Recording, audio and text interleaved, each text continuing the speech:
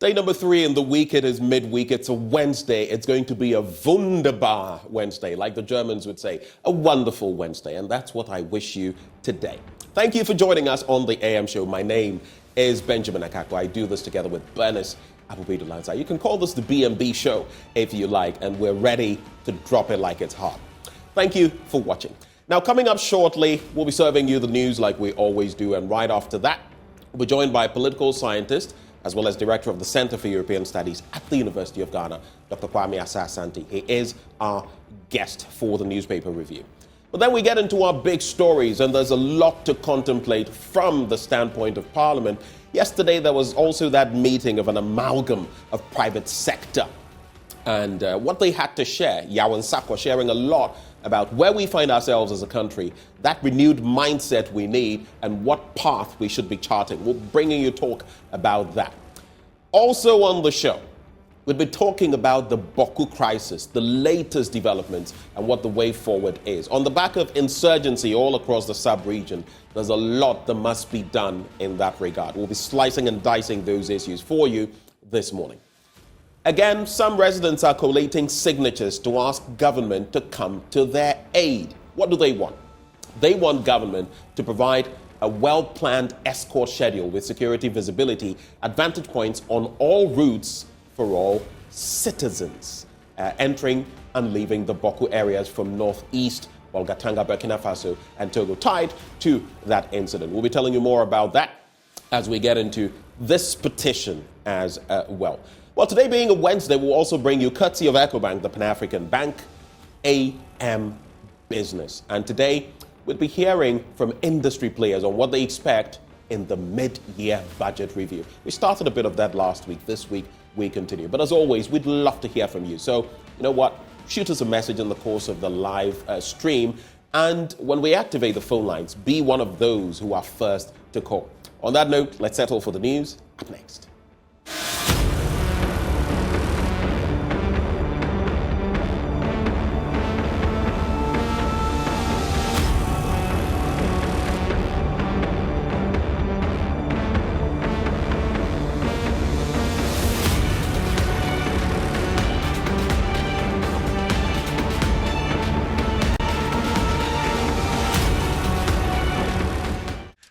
Welcome to the News Belt on the AM show. Now in our first story, former Executive Vice President of Unilever, Yao Nsako, has delivered a scathing verdict on Ghana's Fourth Republic and its democracy, labeling it a miracle that led nowhere. In his paper titled Towards a Mindset Revolution, Ghana Beyond Neoliberal Capitalism, he questions whether the Fourth Republic has truly delivered on its promises. Mr. Nsako characterizes the country's political landscape as a merry-go-round of miracles that lacks substantive progress, with politicians taking advantage of a seemingly disengaged population. He challenges the existing democratic system, insinuating that it falls short on delivering real change.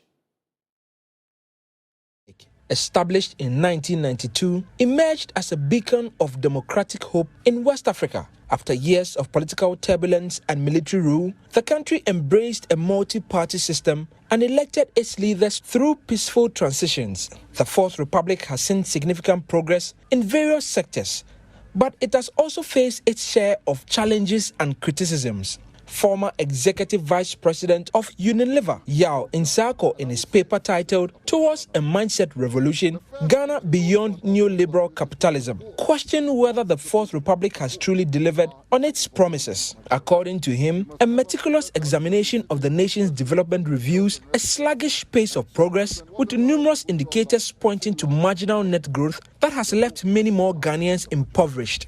In Ghana, 68% of the population, 23 million people, belong to low-income families. Interestingly, though many Ghanaians think of our nation as a bread-eating nation, only 45% of this segment can afford it now. Ominously, of Ghanaians who retire at 60 years of age, 60% die by their 65th birthday. In Mr. Nsako's estimation, the political parties, especially MPP and NDC, have largely failed, emphasizing on sloganeering and promising miracles. Yet we are still here watching both MPP and NDC leaders through the years blame the international environment, external shocks, and whatever new vocabulary they produce from time to time. Neoliberals, which is what both the NDC and MPP have become, are generally good poets, it seems. They have catchy slogans to promise miracles that lead nowhere, and felicitous phrases to explain away non-delivery. Democracy was once heralded as the beacon of hope for the ordinary Ghanaian. Mr. Insako believes after 3 decades, the very system that was meant to empower the people is now draining the very lifeblood it was meant to nurture. It is not difficult to see that the sort of democracy we practice, a Santa Claus democracy, has brought us here. The politicians are always giving out money to political party delegates and whoever else as bribes. Then no questions are asked about sources of funds for party financiers. As the guys of West Africa say, we were promised transparency and accountability in the Fourth Republic. Rather, this is where we are. The metropolitan elites, the lumpen bourgeoisie, to use André Gunda Frank's expression, have fashioned out a system where ordinary people cannot track the creation and distribution of loot. A dense and opaque conspiracy for extraction of loot hangs above our heads. This is an existential risk to our country. We will become a narco state at this rate. Now, some NDC MPs say the ever-changing date for the mid-year budget review presentation is due to Finance Minister Ken Ofori-Atta's inability to massage the figures to suit a certain narrative. The IMF has assigned a resident supervisor to the Bank of Ghana as part of its deal with the country. Now, the mid-year budget review was originally scheduled for Thursday, the 27th of July.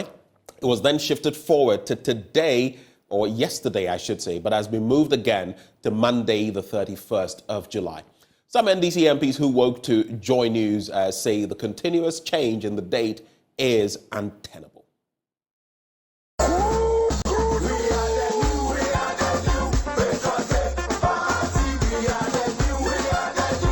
Kojo Oppong, an energy expert with over 25 years of working experience, is a relatively unknown figure when it comes to his political activism in the MPP.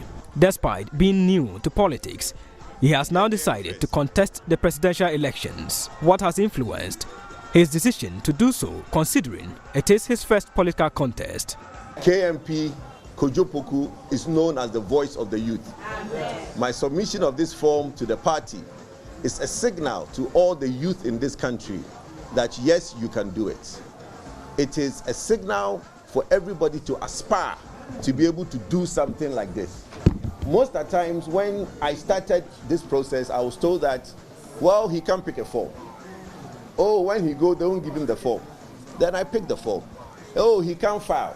Today, inshallah, we have filed. At 49 years old, Kojo Oppong believes that the race for the flag bearer position in the MPP should not be seen as the exclusive domain of long-serving party members, but rather as a contestation of ideas and vision.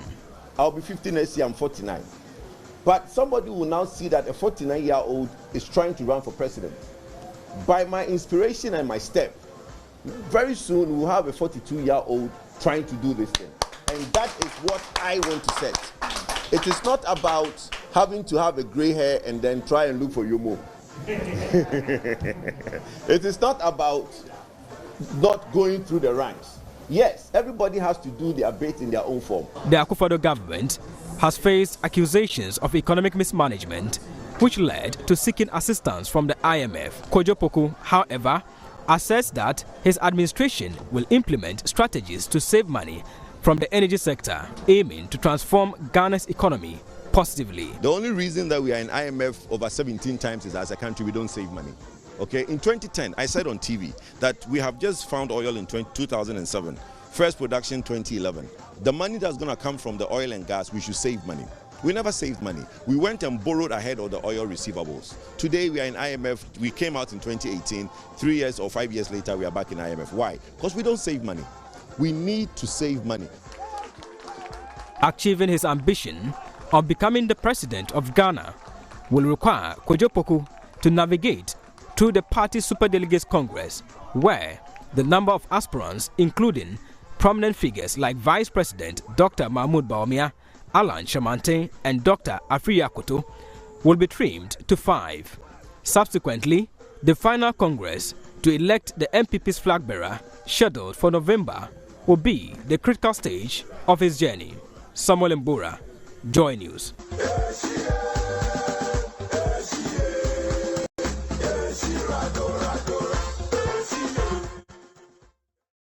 Well, our apologies. That was actually when we threw the spotlight on Kojo Oppong, who is contesting for the flag bearer position of the MPP. Let's now take the cue, the visuals for our earlier story on the mid-year budget review.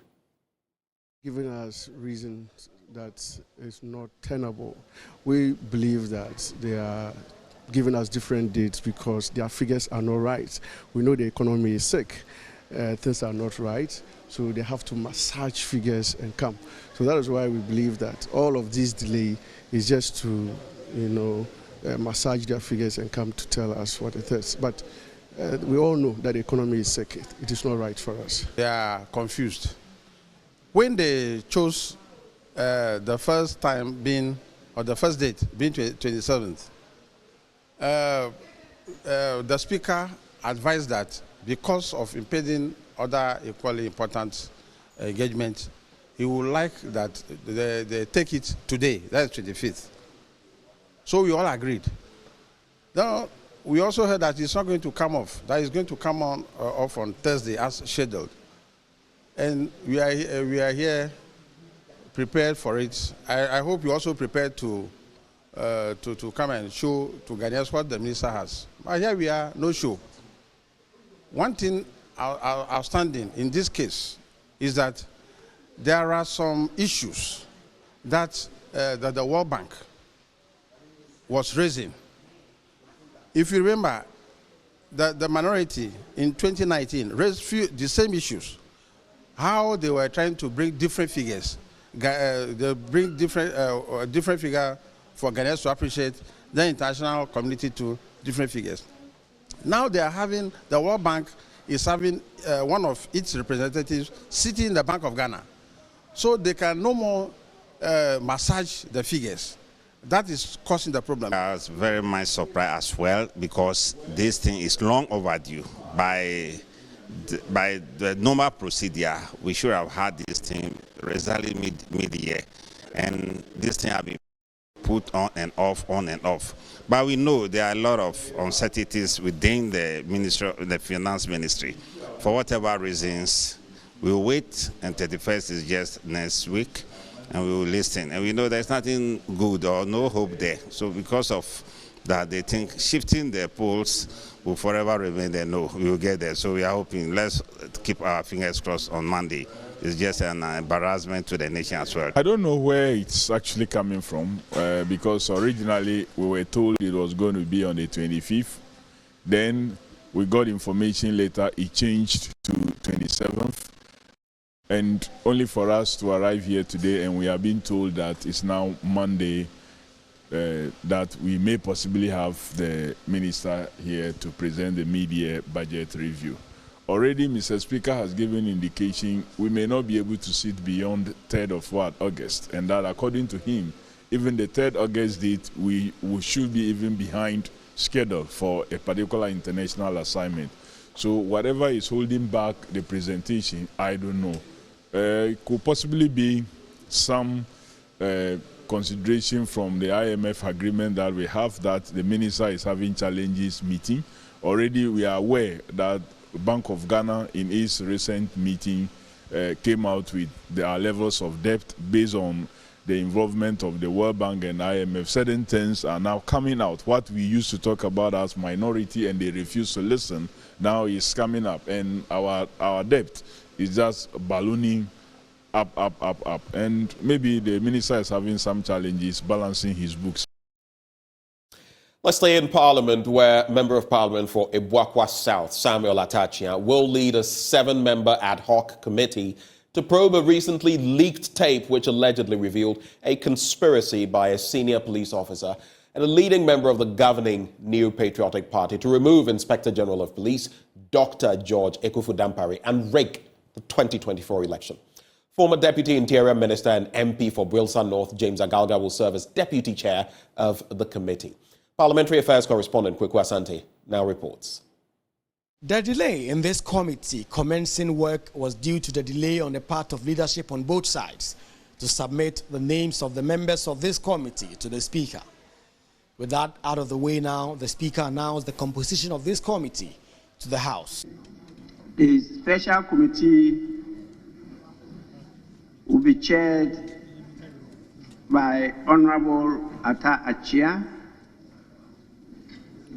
and with him from the majority side are Honorable Yaobuama and Honorable Ophelia Mensah. On the minority side, we have the Vice Chair, Honorable James Agalga, and with him are Honorable Eric Opoku and Honorable Peter Lanchine Tubu. The technical person is a lawyer, a human rights expert, in the name of Dr. Isaac Lati Annan. Given that time is of the essence in this matter, leadership on both sides haggled on the time frame needed for this work. On the face of it, given the gravity of the issue at stake, I would suggest that one week may not be adequate. 1 week may not be adequate. So let's give them sufficient time to work on it and report to us. Maybe when we resume. Unfortunately, I think the 1 week is a bit too short. I know the 1 week would have met our what is left for us this period, but then it will surely be too short to deal with, Mr. Speaker. Speaker of Parliament Alban Bagbin then ruled that the work must be completed by 10th September 2023. We could call on the committee to do on a thorough job and to report when we return in before the end of September.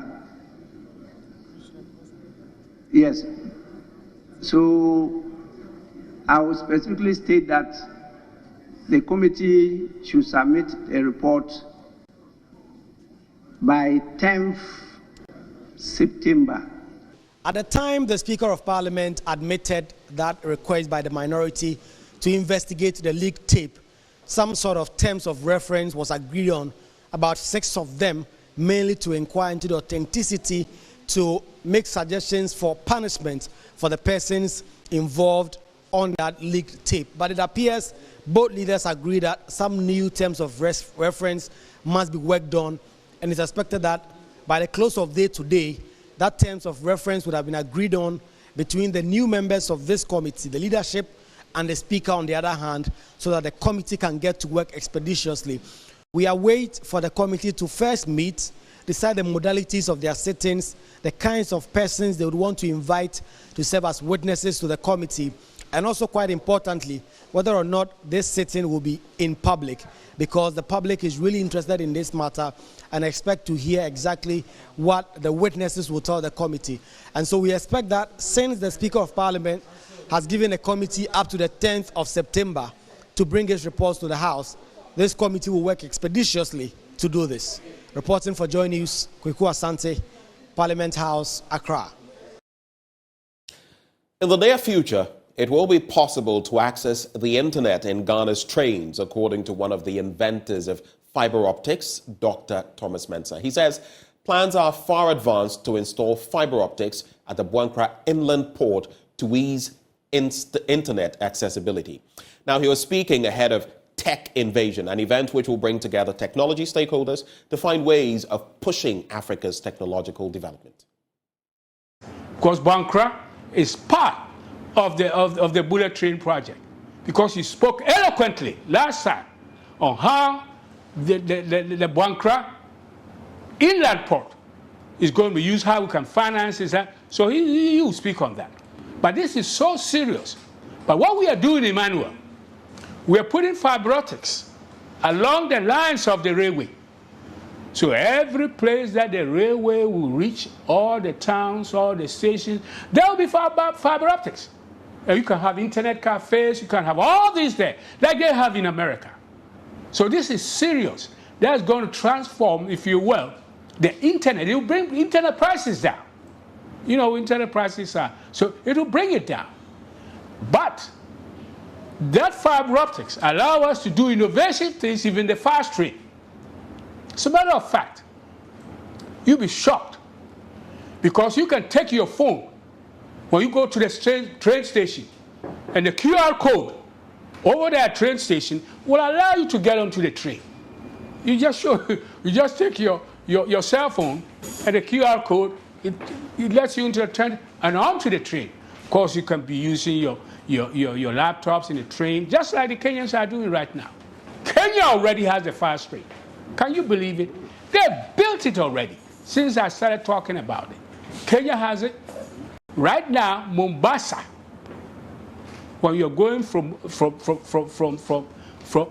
in Kenya, when you're traveling to Mombasa, the port, can you believe you cannot even get a seat on the train for 3 months? You got to wait for 3 months. So they are enjoying it.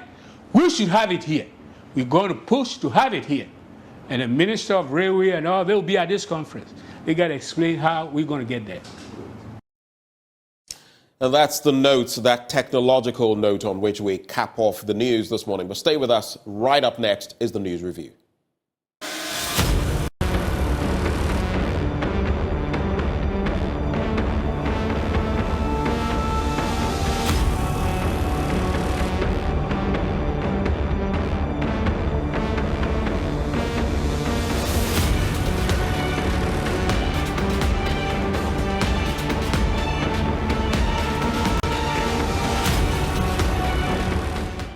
It's another Wunderbar Wednesday. In case you missed the introduction to the show, I'm welcoming you back on the show as we get into the newspaper review.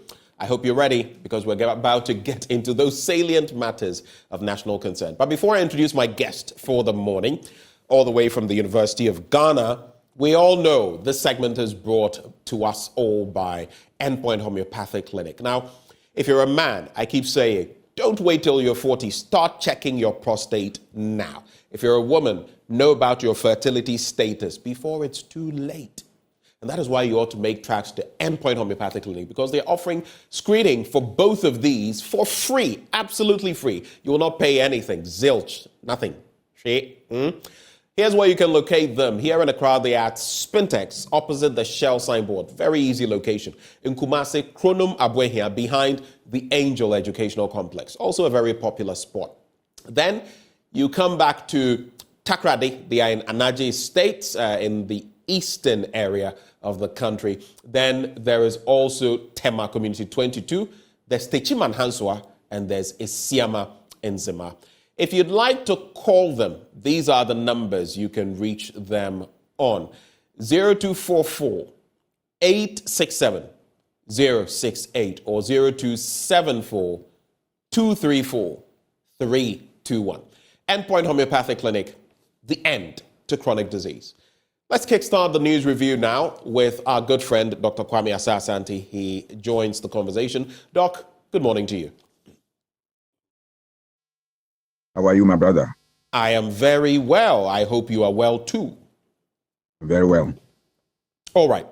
I do not know whether yesterday you paid any attention to that event, part of which we covered, having to do with that amalgam of private sector people who spoke to the issues about the Fourth Republic and whether it has delivered at the British Council. But there, former Executive Vice President of Unilever, Yawan Sako, actually delivered a scathing verdict on Ghana's Fourth Republican experiment. In his paper titled Towards a Mindset Revolution, he made mention of the fact that Our Fourth Republic and its democracy was a miracle that led nowhere.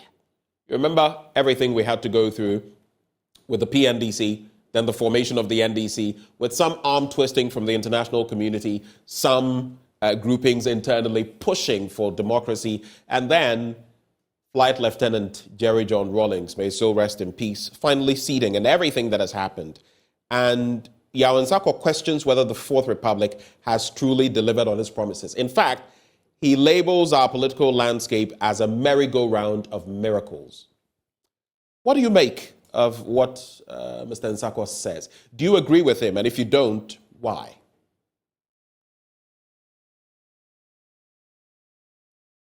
Hello, Doc? Okay. We'll try to get Doc back to respond to that. But I think that's a general question I'll put to you out there. The Fourth Republic, it was an experiment, but every experiment must have some sort of end in mind. This Fourth Republican experiment, has it delivered the goods, like we'll say in political science? Has it delivered the bacon to the people? Because why do we even elect political parties? The political parties themselves, per our constitution, per their formative rituals, if you like, or constitutions themselves, want to acquire power so they can execute certain things, which supposedly will inure to the benefit of the people. But after how many years of this? 1992 till now, 31 years. Singapore moved from third world to first world within 3 decades. 3 decades.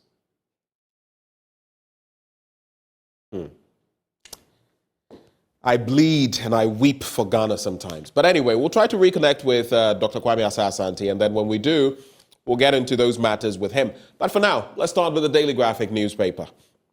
President appoints Sanitation Minister and 2 others. Frida Prempeh in the mix. I remember one incident in Parliament. I think it was at a vetting. I'll not say exactly what happened, but it was an interesting response from Frida Prempeh back then. Well, now she is a substantive minister. Okay, we'll get into those details. Accra hosts Africa Women Children Conference on August the 2nd.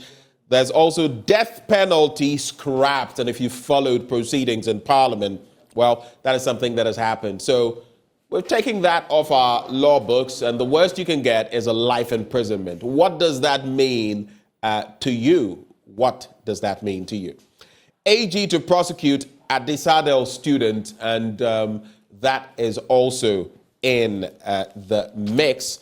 Then on the back page, manhunt for Kumasi Boku bus attackers, and then Northern Region benefits from free medical care. All of those stories in the Daily Graphic news paper. I do not know whether we have Dr. Kwame Assassante yet, but if we do, Doc, can you hear me? Dr. Kwame Assassante, can you hear me? Okay, I think we've still not got him yet. When we do, we'll cross over and find out what he has to share on those matters we're discussing this morning. So let's start with the death penalty being scrapped. Parliament has passed the Criminal Offences Amendment Bill 2022 into law, abolishing the death penalty from the statute books. When assented to by President Nana Addo Dankwa Akufo-Addo, the new law will amend the Criminal Offences Act 1960, that is Act 29, to change the punishment of death penalty to life imprisonment and to provide for related matters. Now, it was a private member's bill initiated by the National Democratic Congress Member of Parliament for Medina, Francis Xavier Sosu. This will go into the annals, the record books, that he pushed for this. Now, the overarching objective of the new law is to reform the criminal justice system of Ghana to meet the needs of an emerging society and add the country to the League of Nations that have moved, or that has moved away from capital punishment. League, yeah. Now, the Speaker, Alban Kingsford Bagwin, referred to it on the Committee on Constitution, Legal and Parliamentary Affairs, which presented its report to the entire House yesterday. Consequently, the bill was put to a voice vote and successfully approved by the House. Other legislators who threw their weight behind the bill were the NDC MP for Akachi South, Bernard Ahiafo, MP for Bolgatanga East, Dr. Dominic Ayene, NDC MP for Bolsa South, James Agalaga, MPP, MP for Asante Akim North, and Diapia Kubi, among others, most of them members of the NDC. I support this.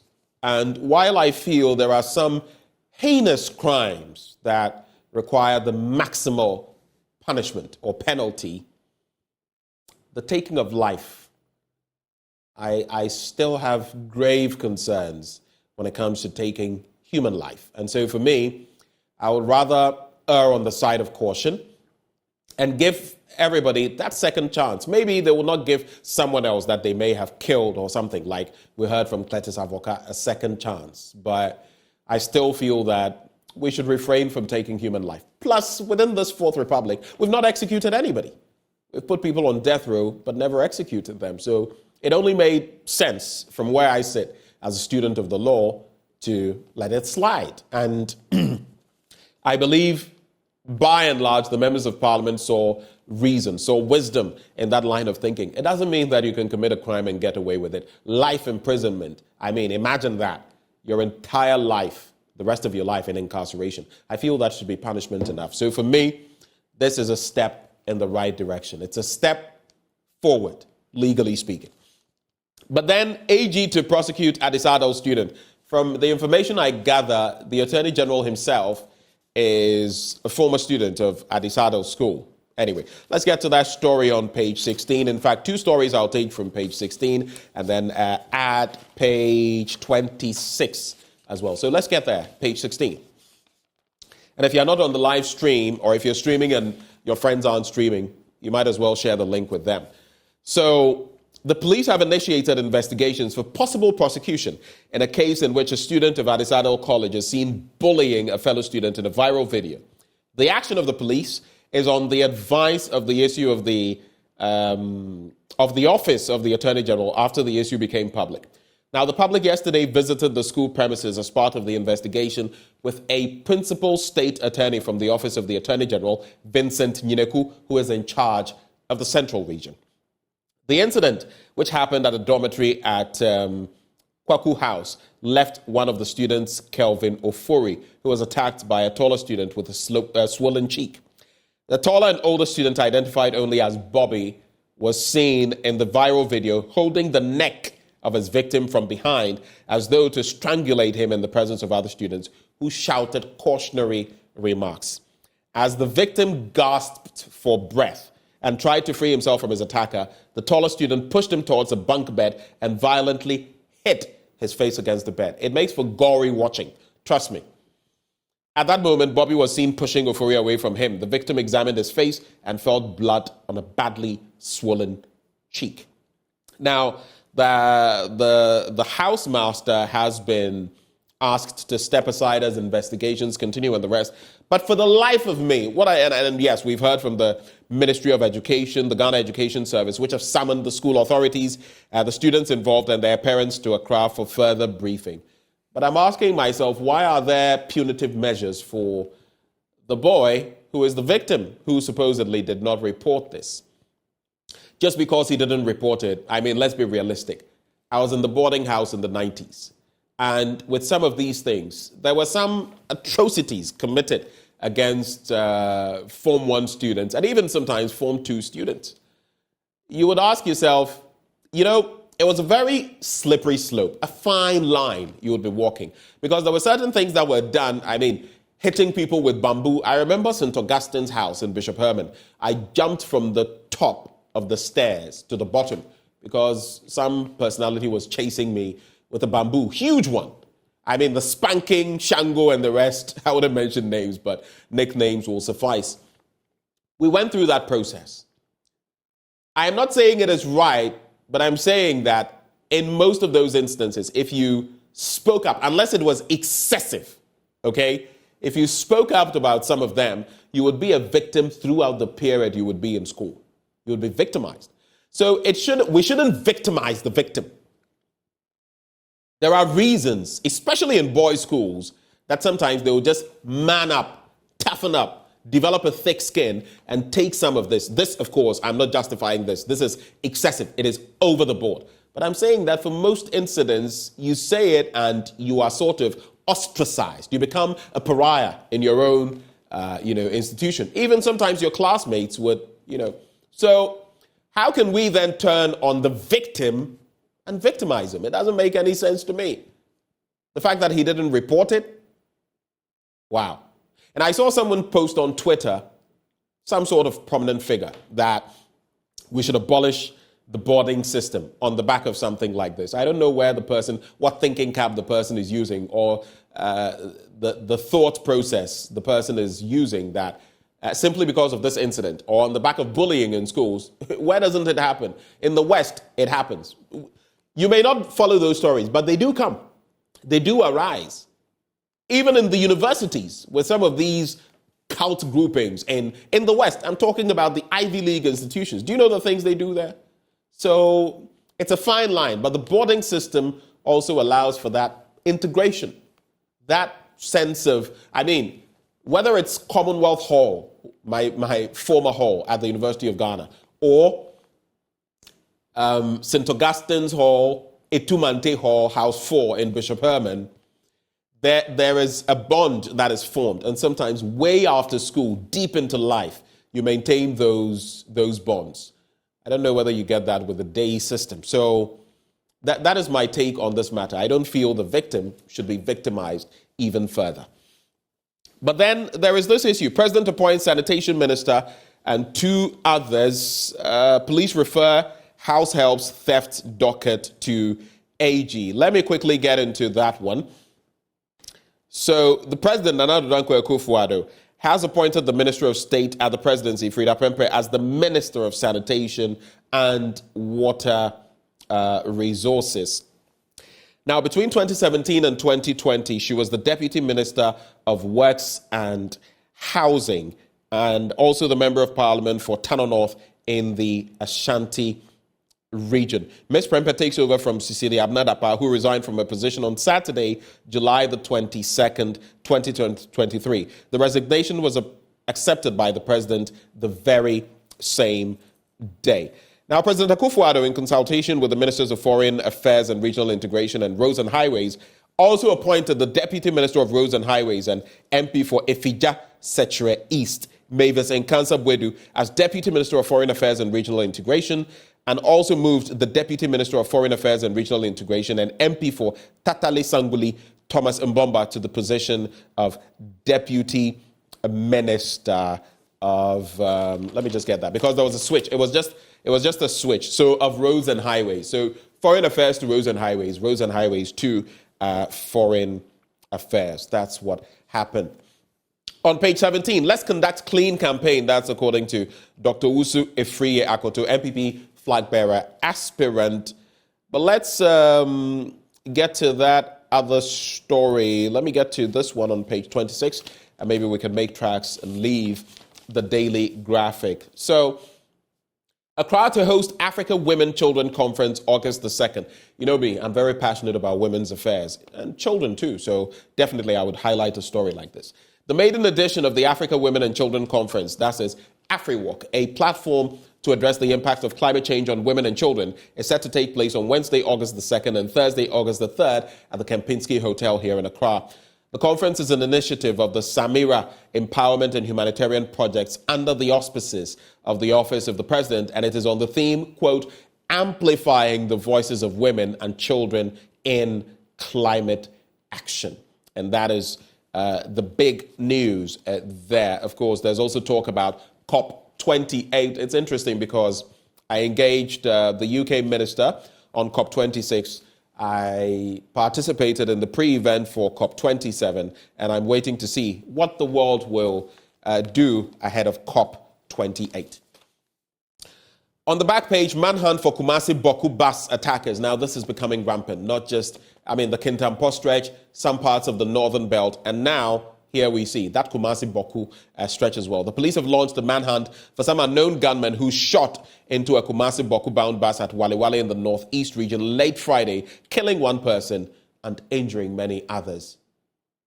May the soul of that deceased person rest in peace. And hopefully we nab these people sowing the seed of terror on our roads.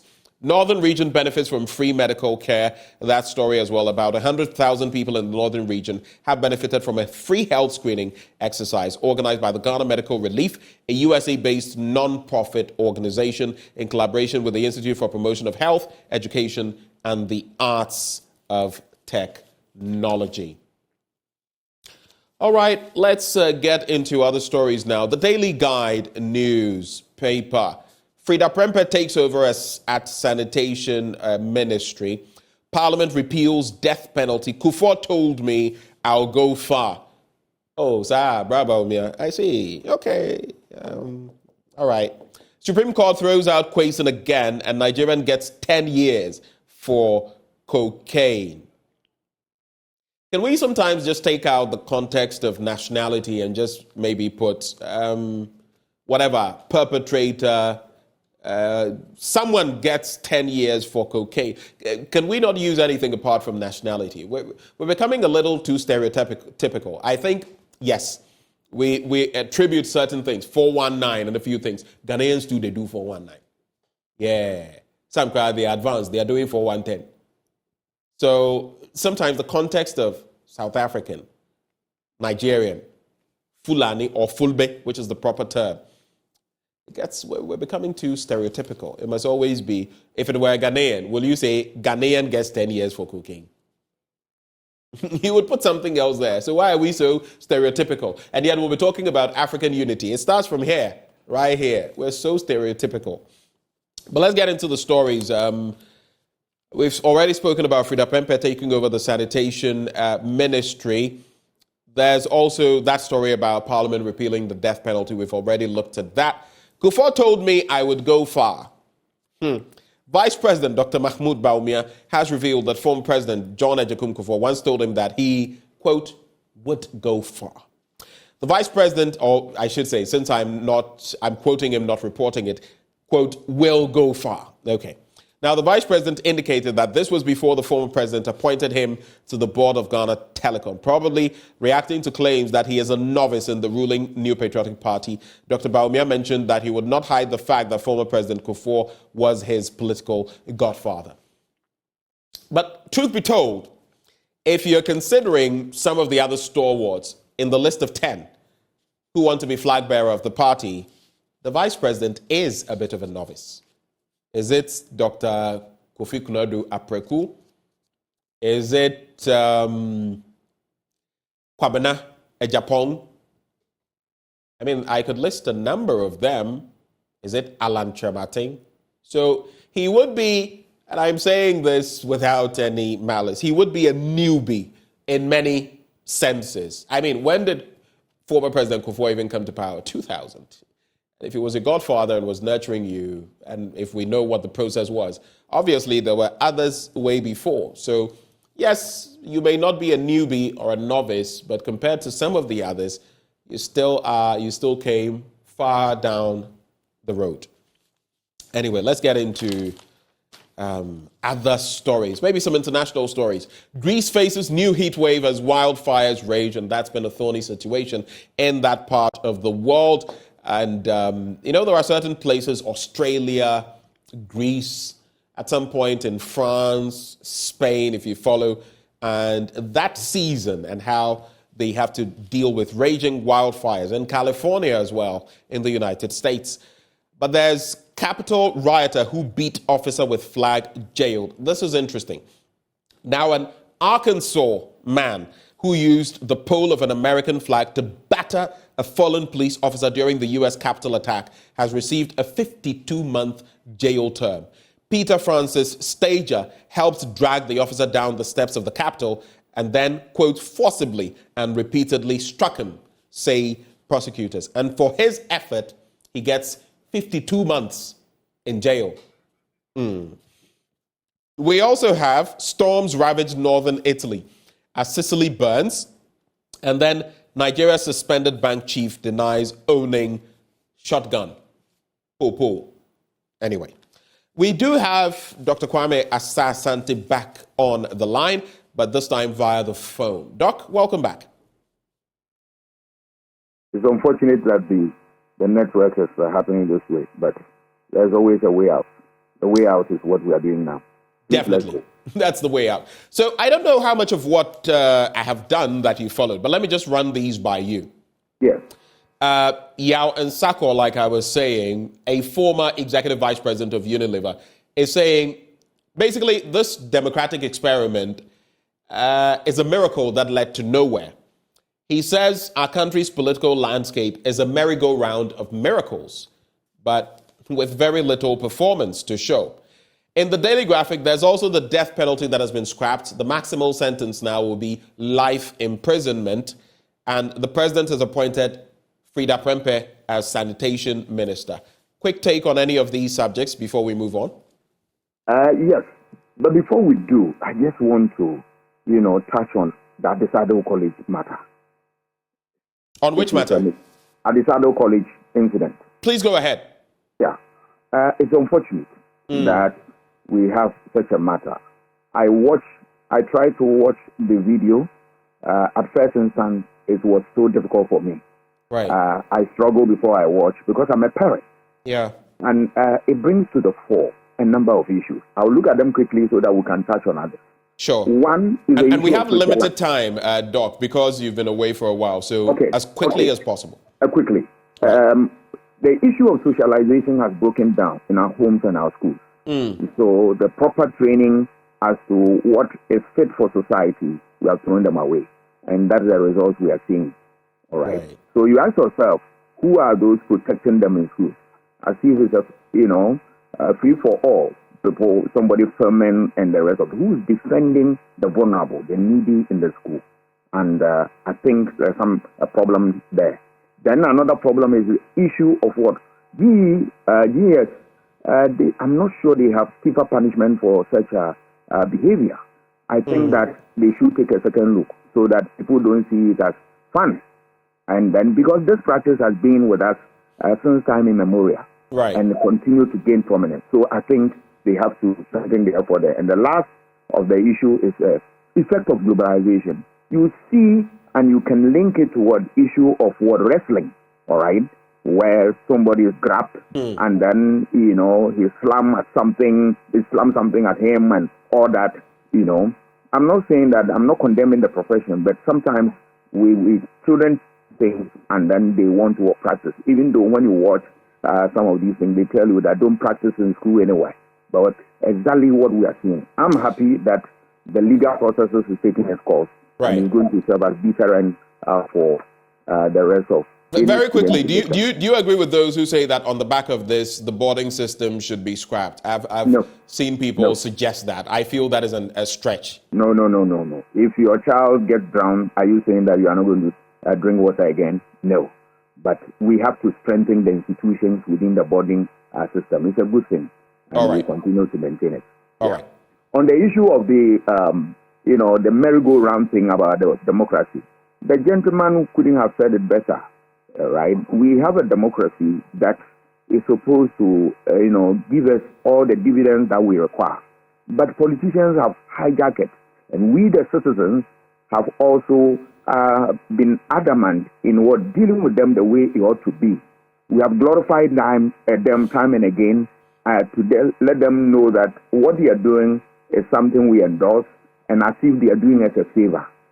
If we change that attitude and look at it critically, that our democracy must deliver the public good and that whoever occupies a position is there on our behalf. Once we get that tutorial right, set firm in our minds, we'll be able to take leaders on for their actions and inactions. Otherwise, we are going to struggle through this democracy. But I am very, very optimistic that at the end of the day, whatever happens, democracy will reign. Well, there are those who suggest that we're not practicing a real democracy.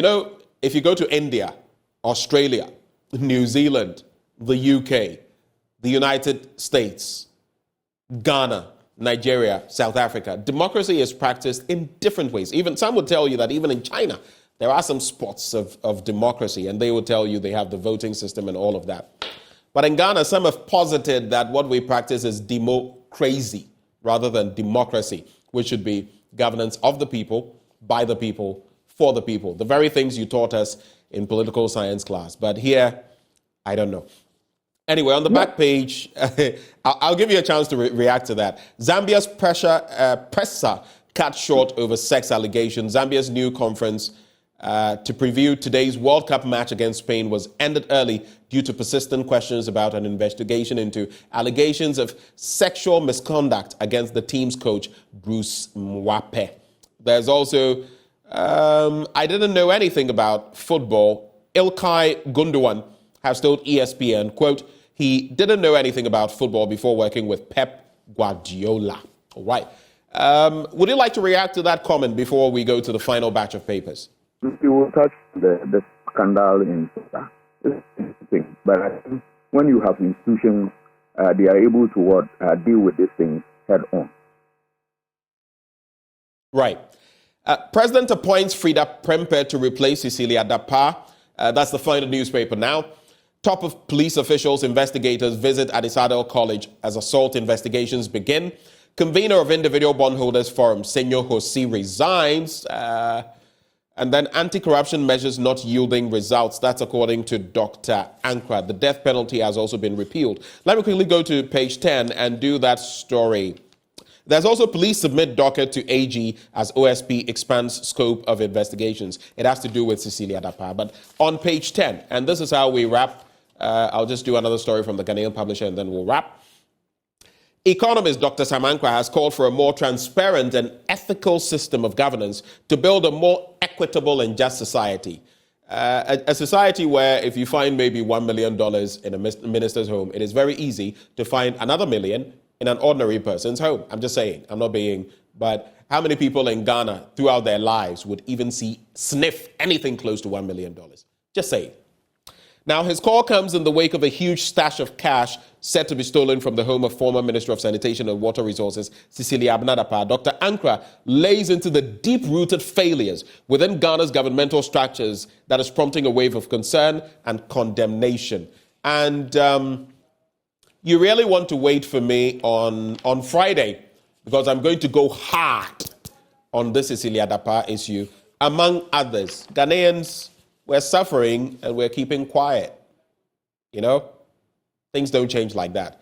Tanzanian grape farmer rejoices as local winery plans to tap Chinese market. Okay, so I would like you to focus on what Dr. Ankra says. And then the Ghanaian publisher, there is also cabinet approves teaching hospital for Sunyane. And then there is NDC slams Judicial Council over Domahene. I want you to react to this one on page 7. So, it's supposed to be on page 7. Now, where's the story? It was supposed to be on page 7. Anyway, they've slammed the Chief Justice, and they have said that what is happening. So it actually is on page 3. The opposition NDC has condemned what it describes as the harassment and victimization of the Domahene Osajafo Osiadeyo Ajimabedu II by the Akufo-Addo Bawumia government and the Judicial Council. According to the party, the attempt by the Judicial Council to victimize the Domahene over his recent comments is totally unacceptable. You know the comments, the one to do with Jachi Kwesen. That's how we wrap. Quick thoughts and we're gone. Yeah, I will start with Dr. Ankra's thing. Yeah, that we should build an economic system that is transparent to be able to provide us with our needs. Yeah, it is true. But all that we need in this country, if we want to really deal with corruption and all that, we need institutions that are strong. If we are talking about this Cecilia Dapilah's issue, the real issue is that do we have institutions that check these things? That you can take money and nobody will know how much you are taking and what. If you have, you go to established system. As soon as money moves from one person to the other, one bank to the other, the system will trigger or put information through for somebody to be alert that, yes, there is this thing going on so that you can take action. What we have here, we have institutions, but they don't work. If we strengthen the institution, they will work to perfection. Then the issue of, the Mahene's issue. It's a very controversial one, and all that. And I'm trying to understand what is wrong here. But me not being a lawyer, I find it difficult to put a finger on the issue. So I want you to give me some time and reflect on them. It's a difficult thing because I don't know the bounds that if somebody, can people comment on things like this, especially when they are judges and all that. I don't know what the code of ethics about judges is about on this matter. So spare me. But we can look at I think you mentioned a third one, if you can just... so you've spoken about the Domahene's own, and I also brought up Dr. Ankra's own. I think those were the two main ones that I highlighted. Yes, I dealt with Ankra's one. Yeah. All right. Well, and then the sub-region something. The teaching hospital in Sinyani. Oh, okay, right. Right. I think it's a good thing. We need to spread these schools, these hospitals, so that they can provide service for our people. If you look at that part of Ghana, it's long overdue that that place should also have a teaching hospital, so that at the end of the day, people don't travel long distances for, medical services and then training and all that. Once we have some in what they're going to have reason, it will also come to augment what we have in the system. All right. Thank you so much, Dr. Kwame Assassante, for making the time to join us this morning. It was quite a hurdle with the internet, patchy internet, but thank you for still staying with us. We're grateful. All right. And that's how we cap off the news review brought to you by Endpoint Homeopathic Clinic. They are offering free prostate screening, free female fertility screening. Just make your way to any of their branches.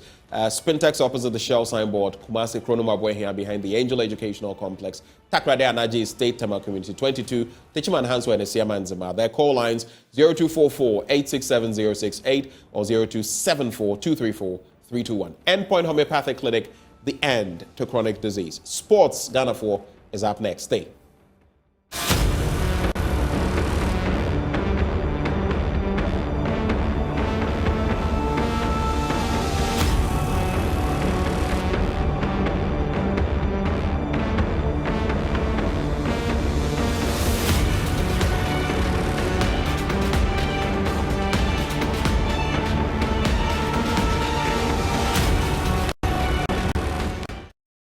Morning. Let's do sports now on the AM show with me, Muftahu Nabila Abdullah. The Ghana Football Association, through its lawyer, now Odofole Norte, has filed its defense at the Court of Arbitration for Sport following the decision of King Faisal to petition the world or global sports arbitratory body to oversee an impasse between the Ghana Football Association and the club.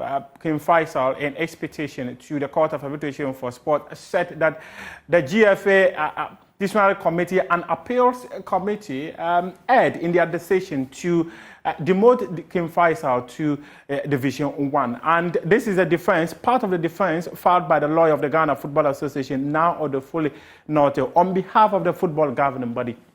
She says that in accordance with CAR's recent case law, the loss of the possibility to participate in a sporting event does not represent per se an irreparable damage, especially when, as here, such an allegation is not supported by a single shred of concrete evidence. And this point specifically is referring to the decision of CAS when the Ghana Football Association decided to suspend about 24 footballers involved in an alleged match fixing about 2 seasons ago. CAS had said that the Ghana Football Association did not have enough evidence to ban the players, and they also indicated that the decision of the GFA to ban the players will cause an irreparable damage to their careers. So the GFA themselves is quoting what CAS exactly gave to them, telling them that based on your recent case law, the loss of the possibility to participate in a sporting event does not represent per se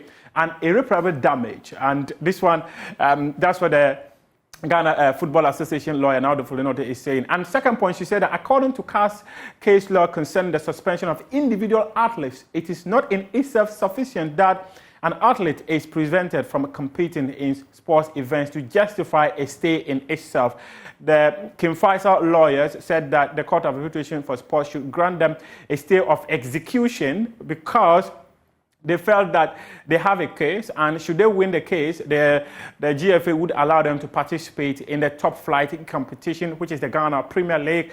But the GFA tells CAS that they shouldn't grant the stay of execution because the teams that have qualified to participate in the Ghana Premier League, that is Heart of Lions, Nations FC, and Insuatruman, have all prepared to participate in the top flight, and they've expended so much money. So they do not think that it will be appropriate because of King Faisal, these three clubs that have expended so much money to participate in the Ghana Premier League. It says that it's likely to start on the weekend of September 9, should be given a stay of execution. They say that with regard to whether the applicant has reasonable chances to succeed on the merits, likelihood of success test, in accordance with the CAS jurisprudence, as a general rule, the appellant must make at least a plausible case that the facts relied upon and right which it seeks to enforce exist, and that the material criteria for cause of action are fulfilled. So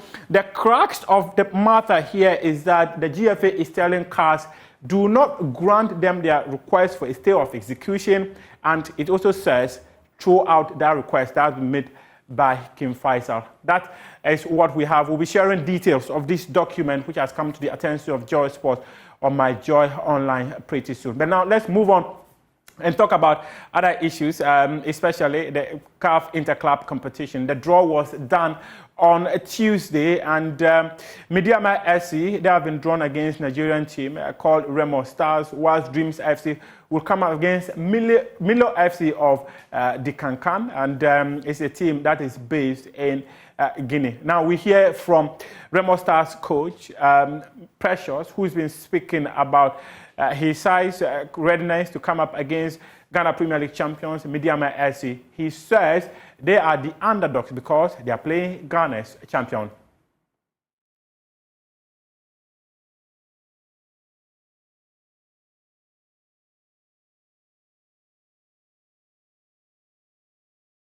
Yeah, we're playing against a team in Ghana, the champions of Ghana. Yes. Champions of Ghana League, don't forget. So, a private-owned club,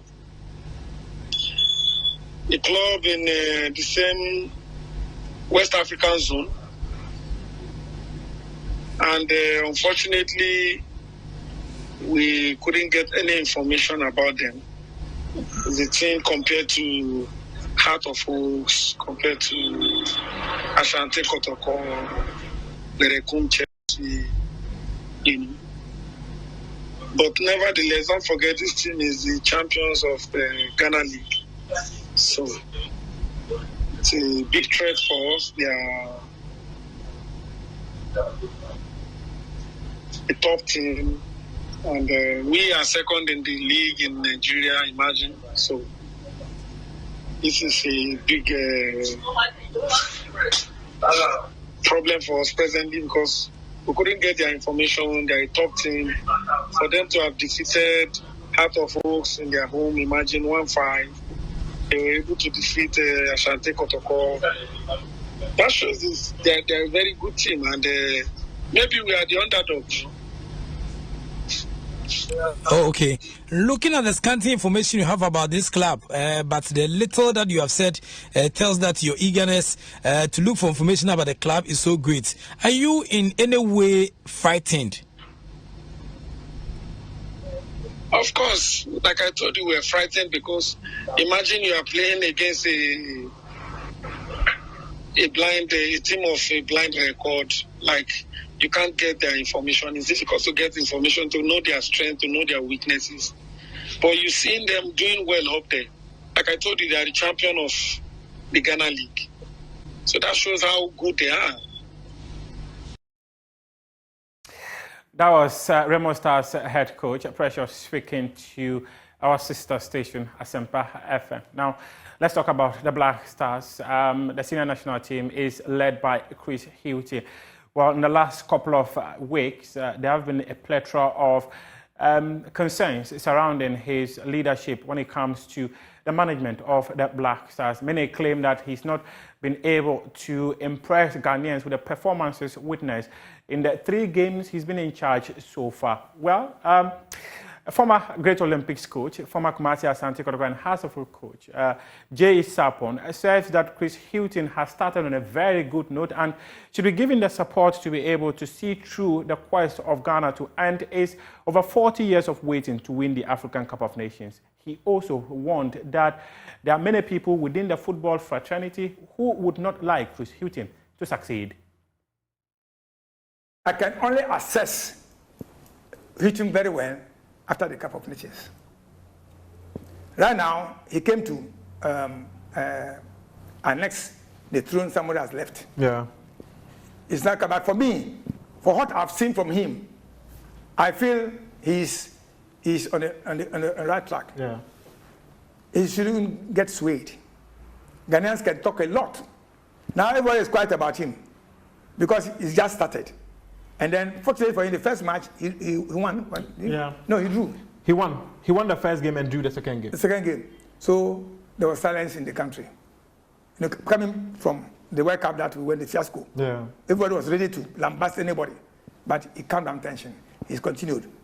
I'll be able to assess him when we qualify for Africa and play Africa proper. Then I'll sit here with you, tell that what I've seen about him. Right now, it's too early. But he's doing well, he's on the right path. But it's too early. Can he win the African Cup? Possible? Yes or no? We'll get close. No? We'll get close. We'll close? Yeah, we'll get but close. But we'll not win? I'm not sure. I'm not sure.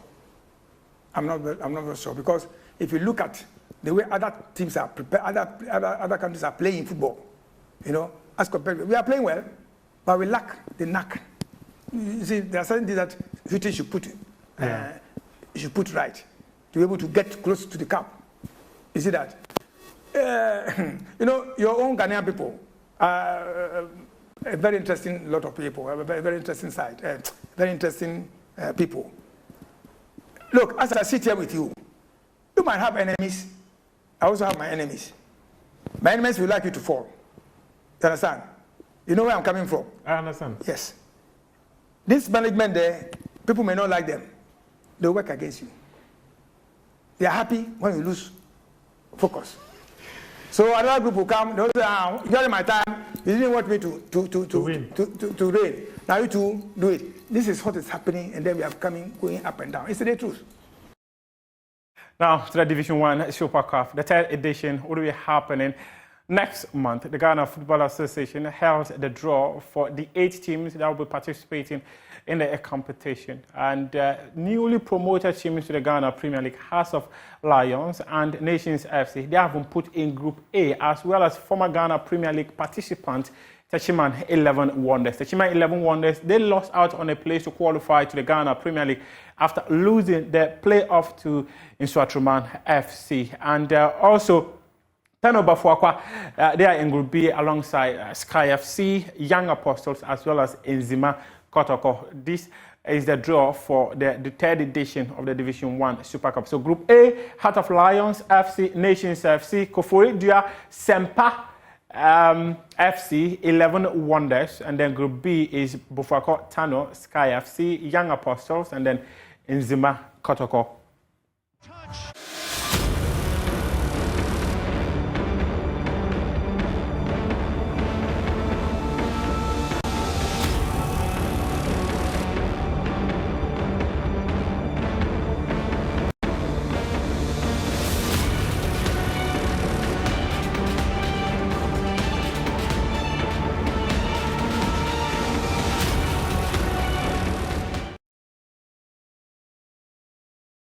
Ghana's Fourth Republic, established in 1992, emerged as a beacon of democratic hope in West Africa. After years of political turbulence and military rule, the country embraced a multi-party system and elected its leaders through peaceful transitions. The Fourth Republic has seen significant progress in various sectors, but it has also faced its share of challenges and criticisms. Former Executive Vice President Unilever Yao Nsako, in his paper titled Towards a Mindset Revolution, Ghana Beyond Neoliberal Capitalism, questioned whether the Fourth Republic has truly delivered on its promises. According to him, a meticulous examination of the nation's development reveals a sluggish pace of progress, with numerous indicators pointing to marginal net growth that has left many more Ghanaians impoverished.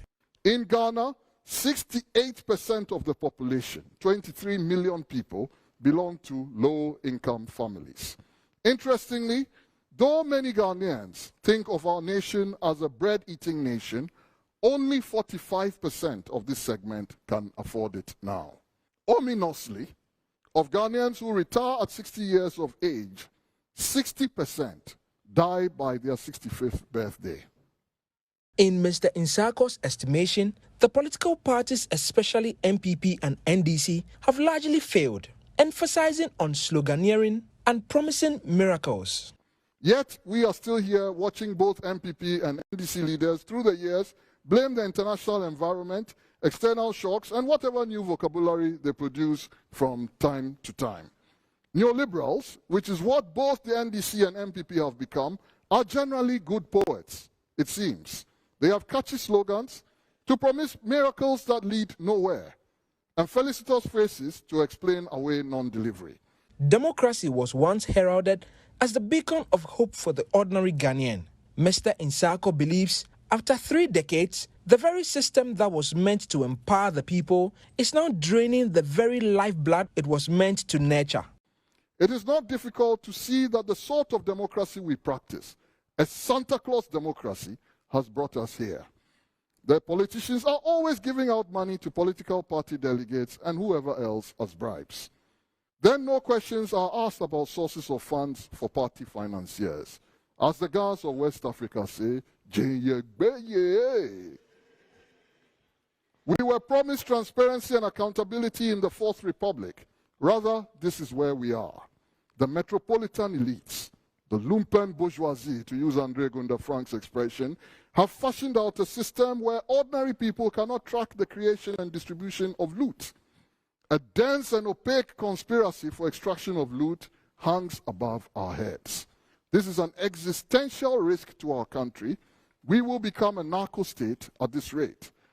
He believes that government will have to institute a number of sweeping revolutionary reforms that will turn the situation around for good. Ghana needs a mindset revolution on all fronts: politics, education, religion, culture, and more. We must jettison the injury colonialism did to our mindsets that makes so many of us feel inferior. To restore sanity to our land ownership regimes, we, like China, Cuba, Vietnam, Thailand, Singapore, South Korea, to some extent Rwanda and some others, must carry out radical reforms. We cannot escape this if we want development. Yao Nsako is calling for a critical review of Ghana's education system with a particular focus on the free SHS program, which he described as deeply broken and in need of significant reforms. We must decolonize our educational curricula, and we need to make some changes to the free SHS program. Now I turn to free SHS and simply say, a system that insists the state must pay fees for children of people who can afford to buy Bugattis is broken. So is a system that subsidizes fees for people who can afford to keep one side chick or more, buy air tickets for international travel, drink expensive liquor, wear designer clothing, and very expensive Brazilian wigs. There is nothing more I wish to add, Mr. Chairman. Minister of Information Kojo Oppong Nkrumah was also at the event and has been reacting to portions of the paper delivered by Yao Nsako. I agree with a good number of the ideas here. For example, what we are measuring as a people and the need to have conversations about the kind of things we are measuring and focus more attention on the things that deliver on the human quality indicators. There obviously will be parts that we may disagree on, but I think it's an important platform. We need to do a lot more of it. How do we make the system flexible in order for businesses to grow? I think the ease of doing business is something that we need to pay more attention to. There are, key benchmarks that measure the ease with which people can do business in any economy. and it is a major driver of investment and increased productivity. And we need to continuously pay attention to that as a collective and work to ease those indicators. The more we do that, the easier it will be for people to do business and for the economy to be more productive. A section of participants at the program have also been sharing their views. Genuinely, we are working to make sure things, turn around. Everybody wants the economy to grow, but we need a bit more support from the government, beyond what we are seeing now, where every day it's one issue or the other about taxing, GRA is all over the place. I personally, I don't know, but it's a big issue for me because I'm being told I owe 1 million cedis. How much am I making? How much am I paying my workers? And these are things, are daily realities that we have to face. So probably, maybe in the medium, long term, but not in the short term. It doesn't look feasible. There are people who are great, who can do great things, but because of the political issues, they don't want to get into government circles or even to the public sector at all. The only thing we can do is to realize that where we are is not a good place. Businesses are collapsing, people are losing their jobs, the youth are rising because the numbers are just overwhelming, and if you don't get jobs for the youth, what will happen? There will be a point that, a revolt. And we don't want to get there. And so the time to act is actually now. For Joy News, Michael Ashale. Well, thank you for staying with us, and we get into our big stories. We segue neatly from there, from that engagement of the private sector with Yao and Sako, a former executive vice president of Unilever, and what he delivered yesterday, his verdict on the Fourth Republic. I'll be sharing some of those sentiments with our guests for the morning, but we have joining us for a conversation this Wednesday morning. Again, not for lack of engaging the other side. We have the Member of Parliament for Drapa in the person of Cletus Dapilah.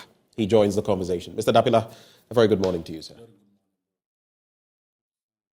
Good to have you. This is the very first time we're having an engagement. That's true. On this platform. That's true. What has Cletus been up to? We've not spoken in a long while, but as far as your constituency is concerned, Drapa, I do this to every member of parliament who comes here. Yeah, that's fine. Good morning once again to you and your distinguished viewers. Cletus, the name is Cletus Seydou Dapilah. Yeah, but Cletus Seydou Dapilah. The Dapilah is more, so. Okay. Honorable Dapilah. Okay, that means I've been murdering someone's name for a long time. A colleague of mine from university back then. Okay, right. So I'm a young politician emerging from the Upper West region, Drapa, precisely. I started party activism as a branch secretary, polling station secretary, constituency secretary. I moved up to the position of NADMO coordinator, district chief executive. Then in 2018, I failed to be the regional secretary for the Upper West region. Then I went for parliamentary primaries in 2019 and got the nod to represent the NDC party in the 2020 elections. That brought me to parliament. I almost 3 years in parliament. I served in the Foreign Affairs Committee of Parliament and the Judicial Committee of Parliament. So basically, this work Cletus is made up of a teacher by profession who veered into accountancy, HND accounting, BBA accountancy, went to do a master's, MPhil in a different portfolio, social administration. So that is Cletus for you. Interesting background you have. But as far as your constituency is concerned, this is your first term? Yes, I'm a first timer. 8th Parliament. And I'd just like to find out, what is Drapa like currently? When was the last time you went to Drapa? Oh, 2 weeks ago. 2 weeks ago? Yes. What is Drapa like? What are some of the challenges your people face? Do you have a one village, one dam project in Drapa? It is, yeah, something like that was done somewhere in the Zapanyiri area in Drapa. That is virtually gone. It's not even in existence again. It was virtually like a duck out that the people even were very angry It was an area that the people could do rice farming, and they came to destroy it. So they cannot do the rice farming again, and the project itself cannot be found. You know, a very shoddy work that was done and money wasted. As Member of Parliament, have you called for, I know there are some places in the Northern Belt where they are calling, recently we've done a lot of stories on those, on the back of our latest Hotline documentary, Thirsty Dams, where they are calling for more action in terms of that. As Member of Parliament, are you going to do that for your area on the back of this? Yes, surely. You know, look, Jirapa is mostly our people are predominantly farmers. It's a farming constituency. Then most of them will be very happy to have so many dams around so that they can engage in dry season farming instead of moving down south for greener pastures that doesn't even exist. So it's one thing that we are looking at. Many of them are actually into agriculture, and they love the irrigational farming because, you know, we have one season just after the one rainy season. And that is it. You don't get the second rainy season. You don't get the second rain to even plant. So if we have these dams available, I'm sure the youth are willing, the women are willing to make good use of it.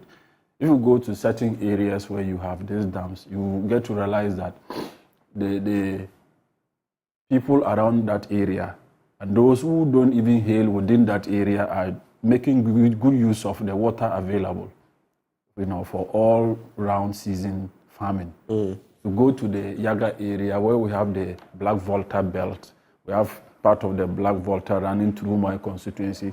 Many of them do dry season farming and they get good yield. They get good yield. So dams will help a lot. It will help a lot. The dams will help a lot. And so you're going to be pushing for your constituency as well. I will. Let's look at surrounding matters from Parliament and others. There are so many things I want to run by you. Now I'm even wondering from where to start. But maybe we should start with your verdict on the 8th Parliament, of which you're a member. You heard recently the Deputy Speaker, First Deputy Speaker, Joe Osei-Wusu, popularly known as Joe Wise, declare his verdict on the 8th Parliament, calling it the worst ever, if not in this Fourth Republic, on the back of some of the happenings, on the back of your side in Parliament and how you've treated this Parliament in terms of hobbling government business. In recent times, you are one of those who have not been going to Parliament, right?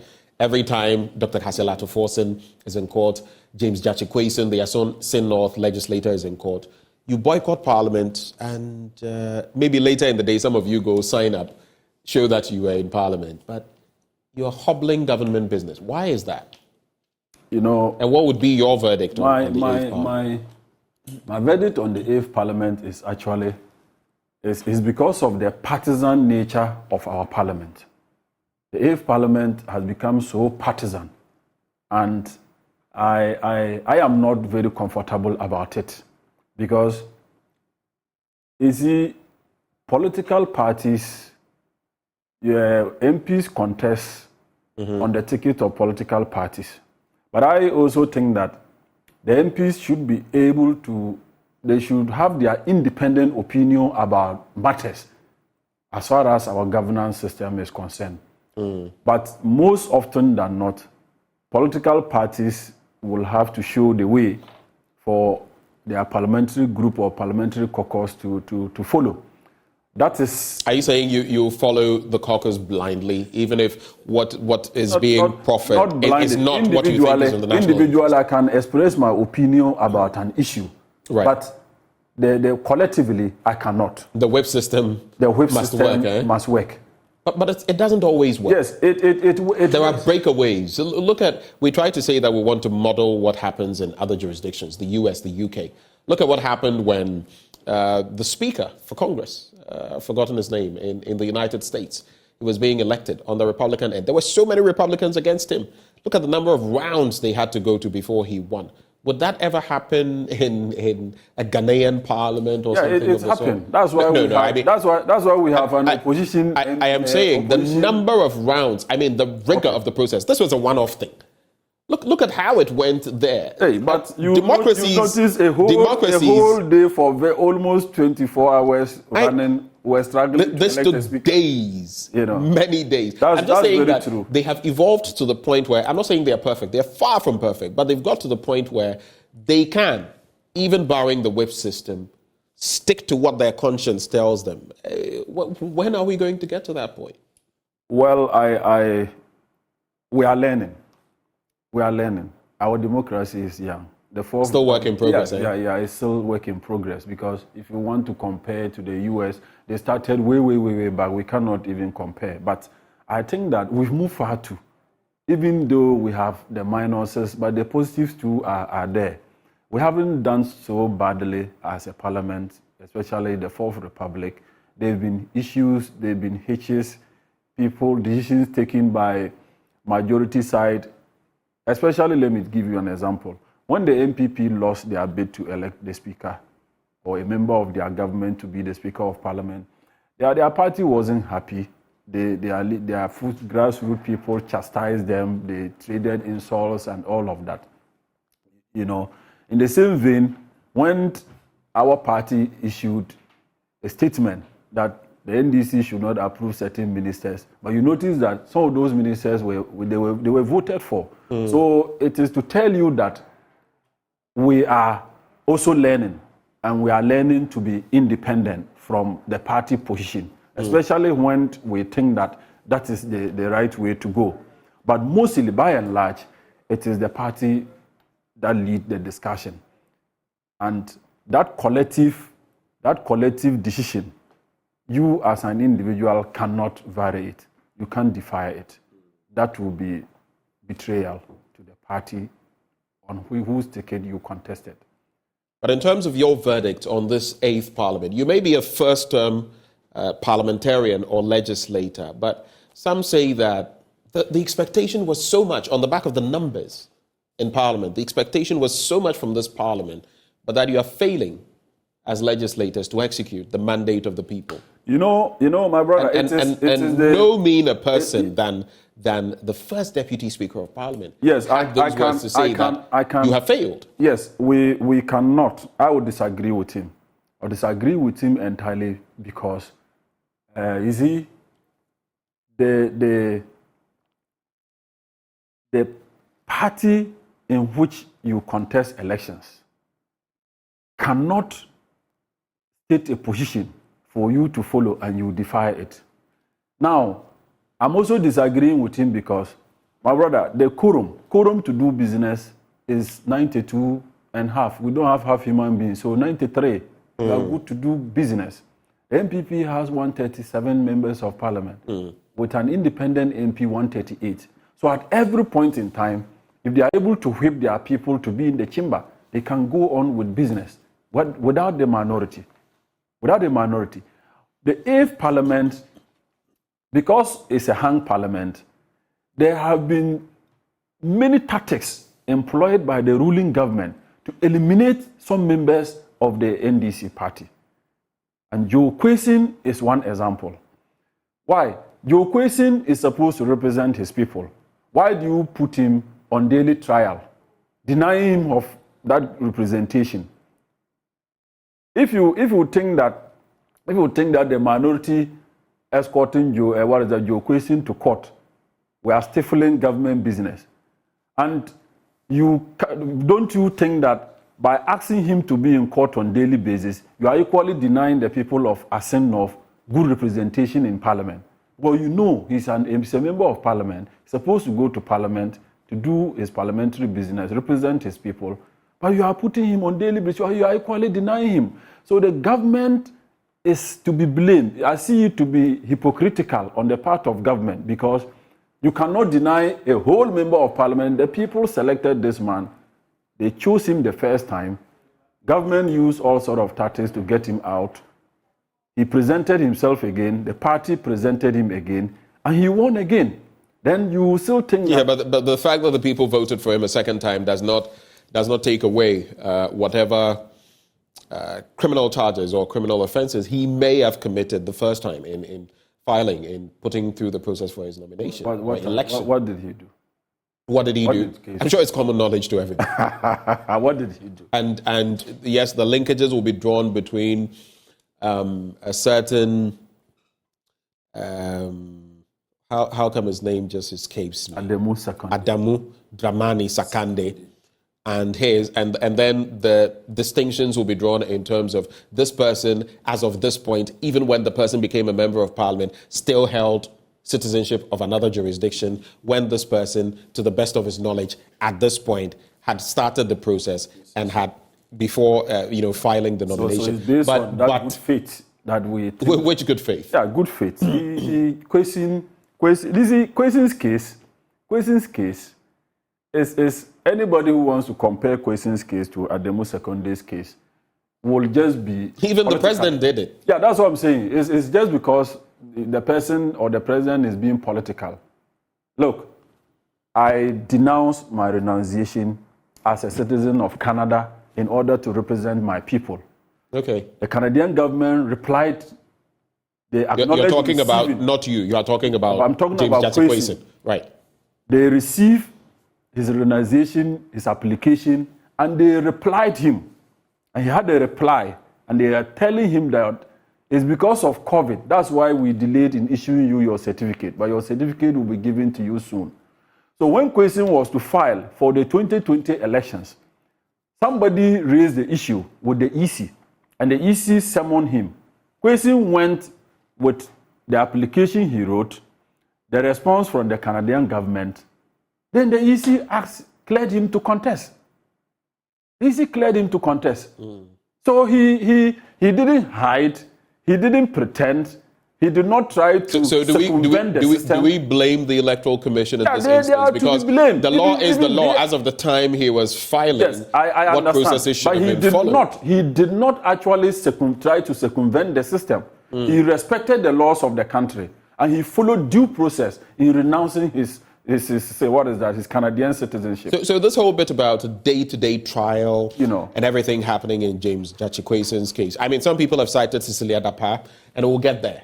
Sure. Just hold your horses, and everything that has happened, and the AGN, how it deals with cases of a political nature from the other side, vis-a-vis how it deals with other cases. How do you feel about that? Well. Do you think he's being treated unfairly?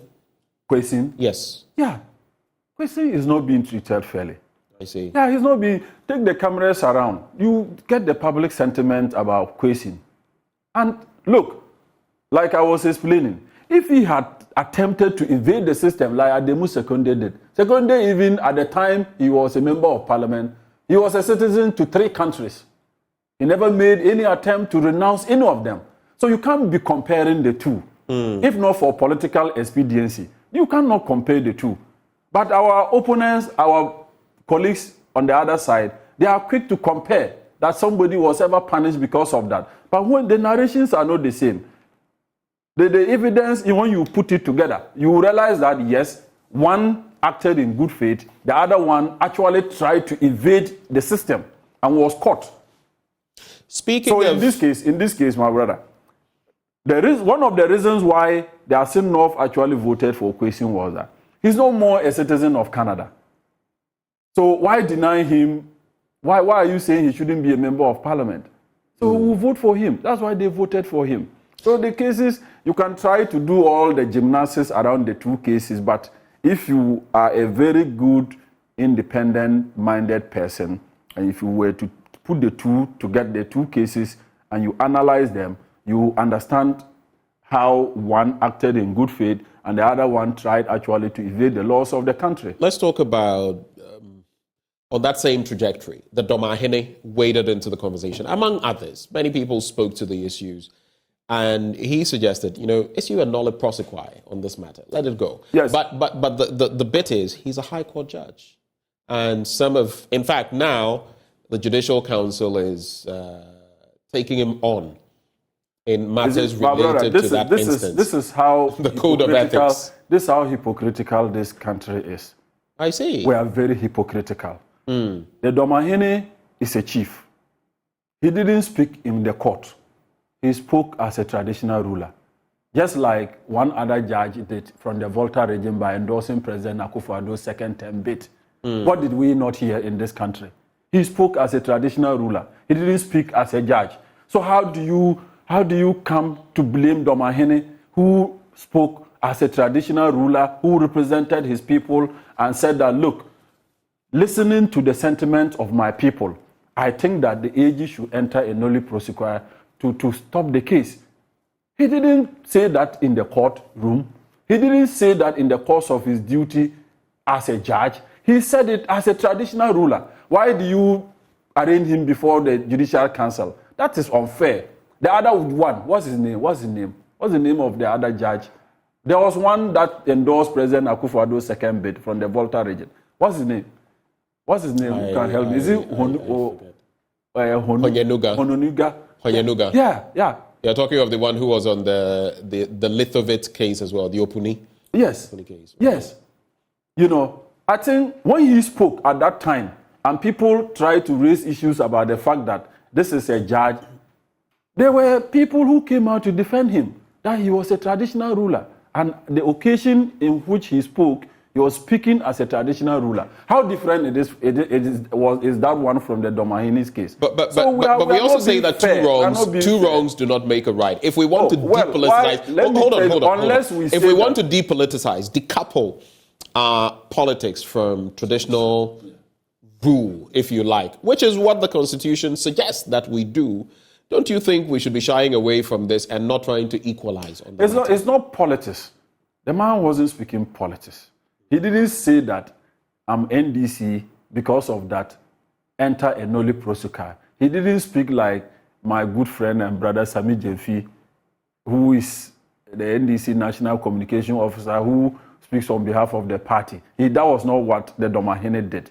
He said that, look, hearing or listening to the sentiment of my people, I think that, look, let me tell you, if the MPP is wise enough, if they enter nolle prosequi to stop Kwesin's case, I tell you that if they had done that immediately, Ghanaians would have seen that, look, the president is reconciliatory. The president is a listening president. The president actually, listened to the sentiments of Ghanaians. And that would have given Nana-Addo and his government some level of credibility. And the judiciary itself would have been safe of that perceived political witch hunting. The judiciary itself would have been safe of that perceived political witch hunting. And that would have even helped the MPP government going forward. But you see, if they want to be on Jachi case Kwesin, I tell you that, look, Kwesin alone, this case alone can let the MPP, by now I'm telling you that the MPP has even lost over 20% of votes going into the 2024 elections. By public opinion. By public has lost 20% of votes. Yes, they've lost already. They've lost already. Because I am telling you that... Then it literally means, or virtually means, the NDC has about 60% of votes in the kitty as of now. Very sure. I see. Very sure. If elections are held today, I tell you, Kwesin's case and the others alone the Ghanaians will punish the MPP for that. If elections were to be held today. Even apart from the woes of the economy and everything else. Yes. So I'm saying that if they listen to the lies of the Domahene, look, they are only trying to vilify the man for nothing. But if they are wise enough to listen to the Domahene, it will serve them good than bad. Let's stay in Parliament, and maybe not necessarily Parliament, but a former lawmaker for Bantama constituency. I'm sure you know whom I'm speaking of. Cecilia Abnadapa. Now we hear that so the police has submitted a docket to the AG. The Office of the Special Prosecutor has waded into the matter. She was arrested by the Special Prosecutor. Bail process is going through and all of that. I have spotted a memo from the Ministry of Information, in terms of how they are going to be speaking on some of these matters. The report of suspected unexplained wealth, the reaction to her resignation, among others. But let me start off the conversation by conducting a little roll call. The $1 million club. Show your hands. My hands are not representative of, but $1 million club. You might want to show your hands. Do you have $1 million? Maybe somewhere at home? Nowadays, when MPs and ministers come here, I'll conduct that roll call. Do you have $1 million sitting somewhere at home? You might as well want to say it now, so that if we find it, you will not be in any hot soup. I don't have 1,000 cedis in the house. You don't have 1,000? 1,000 Ghana cedis. I don't have. Hey! Eja? I am telling you, I don't have. You say you don't even have $1,000 cedis at home? Cedis, 1,000 cedis. So you keep it at the bank? I'm not sure I even have it at the bank.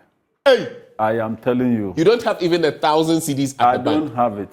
Masa, this one. Oh, my brother. One. Why? You don't know the times in which we are in. We are in tough times. Yeah, but don't be surprised no. When I don't have. What is even your salary as a member of parliament? What is your salary? Salary as, look, let me be very honest with you. Most MPs are not very happy about their salary situation.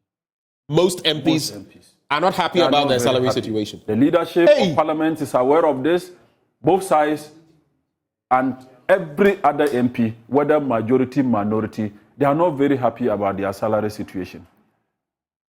The MPs, the MP salary is for everybody.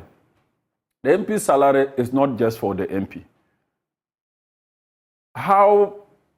However money the MP is paid, it's still for everybody. But when you say it's for everybody, you're talking about the pressures on a legislator. I'm telling you. Yeah, but the fact too is, you as members of parliament, you have also fed into that narrative. You have created a narrative. So people who ordinarily should be going to the proper agents of development, the DCE and the MCE, end up coming to you. That is true. But that doesn't take away the fact that you earn what you do. So let's break it down. Averagely, as a member of parliament, you are not earning anything less than 8,000. You're earning more than that. Yeah, you're earning far more than that. Let's say 10,000. Yeah, you're earning far more than that. How many people in this country can boast of earning 10,000 cedis? That's what I'm saying. Some people don't even get it because of the deductions on their on loans and all of that. Right, so but we're talking about the basic. Yeah, the basic. Okay, it doesn't matter. As for the others... So now, let me tell you something. You pay me, like I have, it's your own wahala. You pay me, government pays me 10,000 a month. Right. I'm from the Jirapa constituency. If I to fuel my car to the constituency, in and out, you are talking of 5,000 or more. 5,000 Ghana? Yes. In and out. That is even if you could use public transport. Well, it depends. It's an option. It's the agency of the situation. As I'm here, I can be called. I can be called to attend to a situation in the constituency. I cannot, the buses move in the evening to Jirapa. If I'm to wait in the evening to go and board the bus to go, then it means I'm not going to solve the problem. So that is how bad the situation is. I pay my driver, I buy my fuel, I service my car. So that is how the situation is. How then do you make it? Are you saying if I were to shake you right now and shake your mobile money account right now, wouldn't find even 1,000 cedis in there? I'm not too sure you will get. I'm being very honest. So bank accounts, mobile money. I'm being honest with you. You are saying that you will not even. And I said, if you people are in that state, then the rest of us, what should we do? That's why I'm telling you the magnitude of this hardship in this country. If you want, go to parliament. Let them interview the MPs. Let them interview the MPs and they will tell you. Are you speaking for minority MPs or? Both. Sometimes as minority MP, you are even better because people will even sympathize with you. Your party is not in government. That their party is in government. Why? Few of them are the ones enjoying. They are our friends. We talk, we interact. We know how they feel. Mostly you see some don't even virtually have money to fuel their cars to work. Oh, my brother, if you are going past by my house and pick me, or let me get something to buy fuel so that I can come to parliament the next day. That is how bad the situation is. You have majority MPs sometimes reaching to you for that. They reach to their friends. They are reaching to their friends. Tell me, what would be an adequate? What do you feel would be adequate by way of salary in these times? Contextualizing everything for a member of parliament. I think that the member of parliament, probably government should look at how to absorb, salaries of their drivers, service their cars for them. If they absorb those allowances, those things, even it will help. It will help. So basically, if you had to peg that, you know how much you pay your driver. Like what they do to ministers. Right. You know how much you pay your driver. Yeah. You know how much you spend on the vehicle, maintenance, and all of that. and all those other related or concomitant costs. If you put that together, would you say, let's say, 14,000, 15,000, 20,000 would be adequate?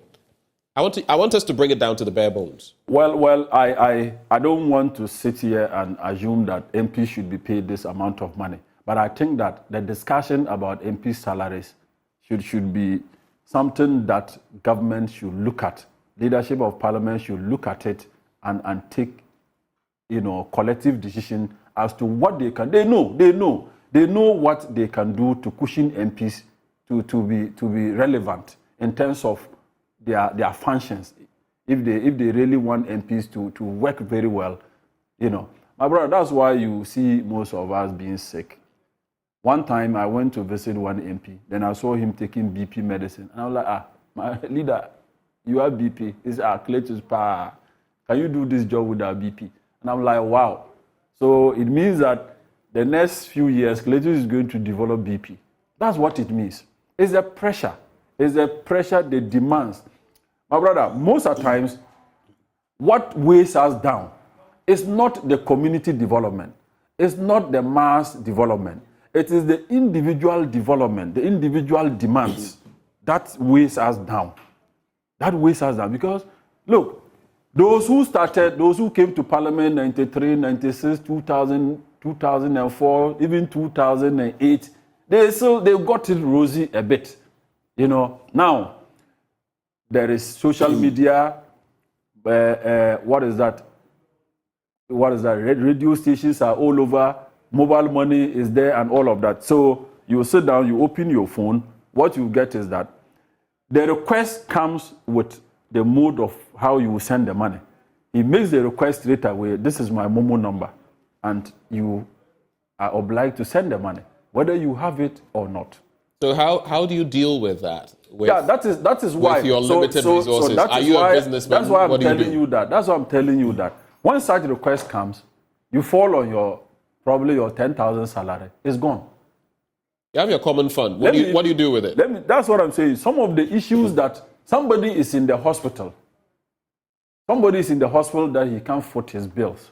He reached out to the MP. I'm being hostage in the hospital. They've discharged me. I cannot pay. When will you go to raise a memo to the assembly for them to approve so that the person can be discharged? But you must justify the expenditure. You have to justify it. Even the common fund itself, it doesn't come. It's not more common these days. Government is not able to release common fund like before. When was the last time you got your common fund payment? Oh, the last quarter, 2022, right. Last quarter was just paid last month. So it means for this entire year, no, you've not received. They've not paid projects. They've not paid common fund for projects. So on the back of all these things you're telling me, did you find it shocking that in a former minister's house, Cecily Abnadape's house, 1 million could go missing without, so to speak, they're realizing it until about $1 million, 300,000 euros, and a lot of kente jewelry worth about $95,000, suits and all of that gone missing. And let's be very factual about this situation. Let me tell you something. One big problem of this country is our ability to fight corruption. Corruption is a canker that has made it impossible for us to get the needed development that we should have. And I am so disappointed with how corruption and corruption-related issues are being dealt with under this administration. Look, let me also caution that many of our so-called, affluent people or people who are doing very well in society, when they engage these housemates, look, I'm surprised that somebody, you and your husband's bedroom, you allow a stranger to go in there to clean. The bedroom is the only secret place in the entire big house, the master bedroom. So even as a wife of a president, as a wife of the vice president, as a wife of a minister who is married, I think that at least just a Saturday you spend, or a Sunday you spend just 30 minutes, 1 hour to clean your bedroom. It's not a bad idea. It's even exercise. You have to exercise too. Look, if the housemates, if they were not entering the room and cleaning, they wouldn't know that this is where the woman keeps money, where they would then go and devise ways and means of stealing the money. So in as much as we think that monies were stolen, the question many people are asking is that, where did she get this money from? And why is the money not in the bank? To the extent that the woman can keep so much money in the house that if you read the story and follow the story very well, these monies were being taken within a period of 4 months without them knowing. That means there's a lot of money lying somewhere in their bedroom that this housemate devised ways and means of picking this money up to the tune that they picked without them knowing, until when the husband was returning to pick something in the house and caught one of them in the room. That is when they suspected that they needed to check. They then started checking to see what went wrong and all of that. Then they got to realize that, look, A, B, C, D amount of money wasn't there. Look, it is a disgrace to politicians. Madam Cecilia Dapilah has lost her integrity. Understand she works so Wait, well. she's lost her integrity? Yeah, she lost it. How? Not just the president, yes. in accepting her resignation. I am telling you that she should have been fired. Mentions that. Circumstances. In fact, he mentions how sad he was. Yes, and then he makes mention of the fact that her integrity will be established. That is when many people think that the president's ability to fight corruption is questionable. You cannot. The woman should have been fired. Should have sacked the woman. Should have asked the woman to step aside immediately. You don't give him the laxity to resign. Even in the woman's resignation letter, look at the communication. It wasn't formal. My dear Mr. President, blah, blah, blah, blah, blah, blah. And the president's acceptance letter, I believe your integrity will be established. The woman doesn't have any integrity. There's no integrity. You cannot. I am saying that. But wait, Cletus. Yes. Put yourself in her shoes. Yes. Let's hasten slowly. Yes. Put yourself in her shoes. Yeah. Some members of the MPP have said, and legitimately so, land in East Legon, Adregano, Jowulu, certain parts of the country can easily sell for those sums of money. There has been talk about funeral donations and all of that. You are also not suggesting, especially with her husband as an architect. My father was an architect engineer, though that is a long time ago, he passed. You are not suggesting that after all these years of labor, maybe they cannot come up with that sum of money, or that because of this, even without the processes having been seen through, you are declaring her guilty. I am saying that because as a political exposed person, you cannot keep such amount of money in your bedroom. I wanted Madame Dapilah by now to have probably granted interview to tell us that this is the source of the money. And I've been patiently waiting for that too. Yes, she's not saying anything. And she cannot, I am telling you, my brother, this woman cannot account for this money. This money cannot be accounted for. If they were genuine money being worked for, I'm telling you, they'll be sitting in the banks. It's because they are unexplained wealth, unacquired wealth. So you're basically saying that let me tell you, anybody who work, anybody who genuinely work for money in this country, those monies are sitting in the banks. Nobody will work for money genuinely and go keep them in his bedroom. Nobody will do that. You can keep money that probably you can use for your day-to-day running of the house and other stuff. But to keep that chunk of money in her bedroom is filthy money. It's unexplained money. It's money she acquired dubiously. That's why. So you're saying that any politician, NDC or NPP, who has a lump sum of money sitting at home. Now, mind you, hold on. Some of you run campaigns, especially on the back of the primaries and all of that happened. Some of you would have kept some money within reach at home, because you know that there are limits to even how much you can withdraw, even in dollar denominations or foreign currency and all of that. And some of you, with the things you do, if you need money quickly and the bank is now telling you it will take you X number of days to withdraw the sum of money. I mean, isn't it only practical? I'm just saying, maybe not to the tune of what she was keeping at home. But some of you, members of parliament, ministers, you will keep some lump sums at home, right? Well, if you are being caught, just like Madam Cecilia Dapilah, you will be called out. You have to explain to us how you get that money from. I am not saying that she is the only one. She is even, the ministry she is handling is just Sanitation Ministry. If you were to go around to other ministers' houses and to see what amounts of money they are keeping there, you cry. Maybe Ghana wouldn't even have gone to the IMF.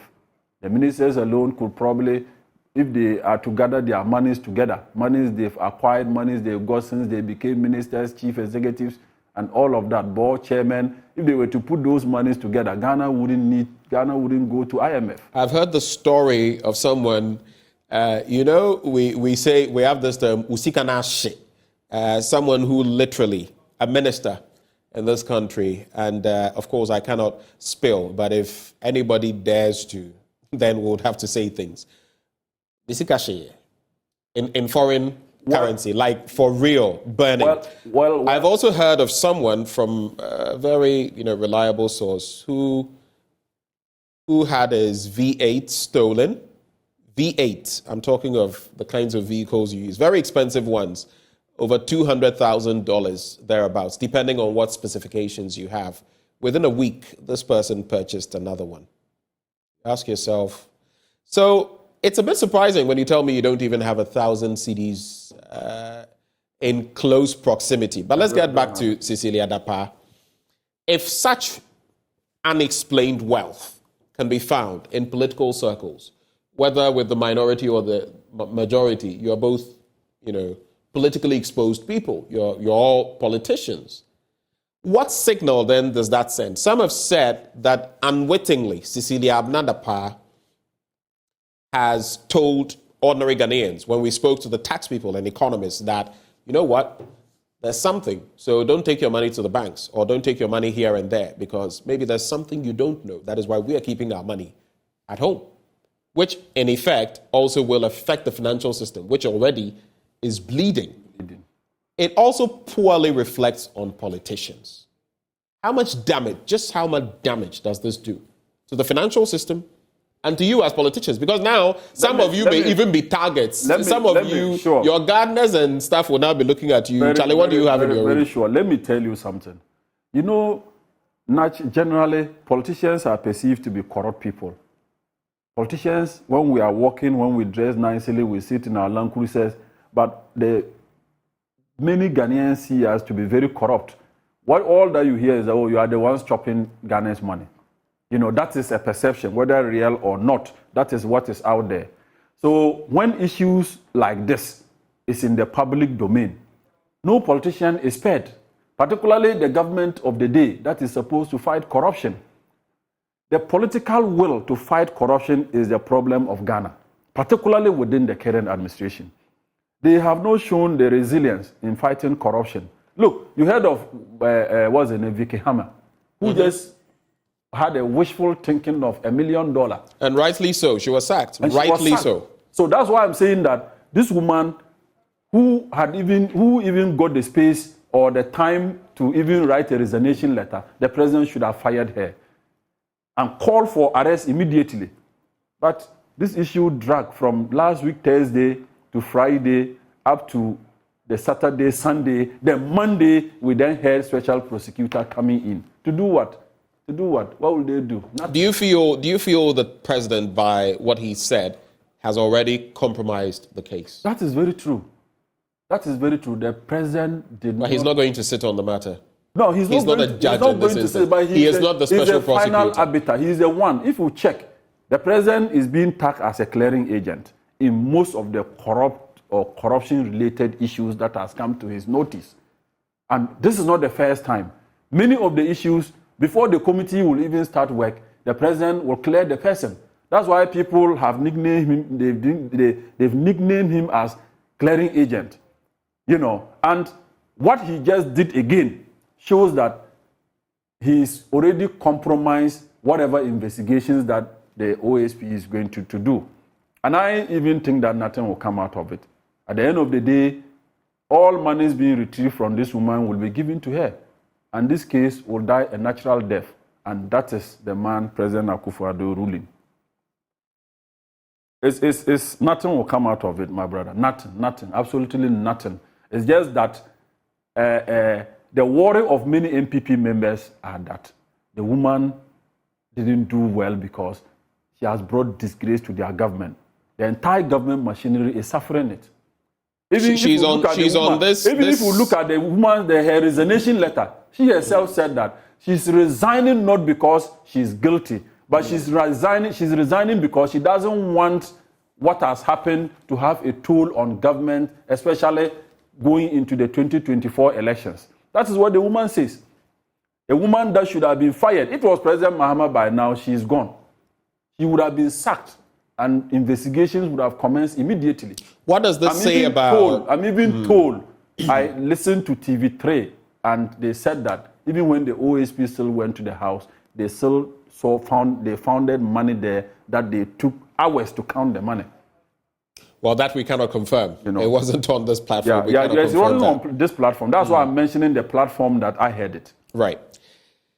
What does this say then about our asset declaration regime? It's bogus. Hold on. Our asset declaration regime, because obviously we need to know what she declared as her assets and notes the discrepancies between what she said she had and what she now has, and all the other exigencies in between. And what does it also show about the honesty of politicians, those in power, like you rightly said? And there have been suggestions, I will not mention names, that if you were to go into the houses and rooms, look, someone who, let's say, worked in school, you graduated from school almost together.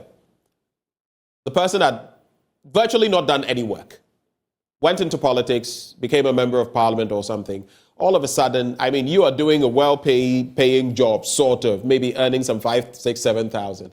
Yet this person has put up 2 buildings, 3 buildings. The person owns real estate. The person owns a radio station, a TV station. The person is driving in all sorts of cars. And you ask yourself, wait, on your salary, you say you don't even have 1,000 CDs. I still find that a bit suspicious. But how do you guys do it? Is there a magic wand you wave? Is there something we do not know that the ordinary Ghanaian can also do? Or is it that all of you are simply the same? Corrupt, all of you. The truth is that corruption itself is in the DNA of almost every Ghanaian. Practically every human being. But yes. Like we say, opportunity makes the thief. But the other bit too is there are people with a conscience, and some of them will not venture into politics because it's been tainted. How many are those people? Look, I was a district chief executive for the Jirapa constituency. When we left office in 2017, I was riding a motorbike. I didn't have a house to myself. I was being lambasted and insulted. Don't mind, he's a foolish boy. He went in there to just work and work. Now he doesn't have anything. He's out riding motorbike. Yeah, that is part of the vicious cycle. So that is how society will come at us, the politician, when you are not able to do A, B, C, D. Now, when you do it too, then the same society will cry foul. So that is the hypocritical nature of our society. We look, the fact that you are a minister, that doesn't mean that you should be rich overnight. No, it doesn't mean that you should be rich overnight. The fact that you are district chief executive or government appointee, that doesn't mean that you should be rich overnight. But that is what society itself wants to see. That's what society itself wants to see. So society is part of the problem. But in all this sense, the presidency or the president or the government of the day should have the ability to fight corruption, should have the ability to put your own appointees under investigations and subsequently prosecution. Let us don't do it with politics. It shouldn't be selective. That selective justice is what I don't like, is what I frown against. If you are a president, let me tell you, one of the MPP campaign on the doorsteps of corruption in the 2015-2016 election and the economy.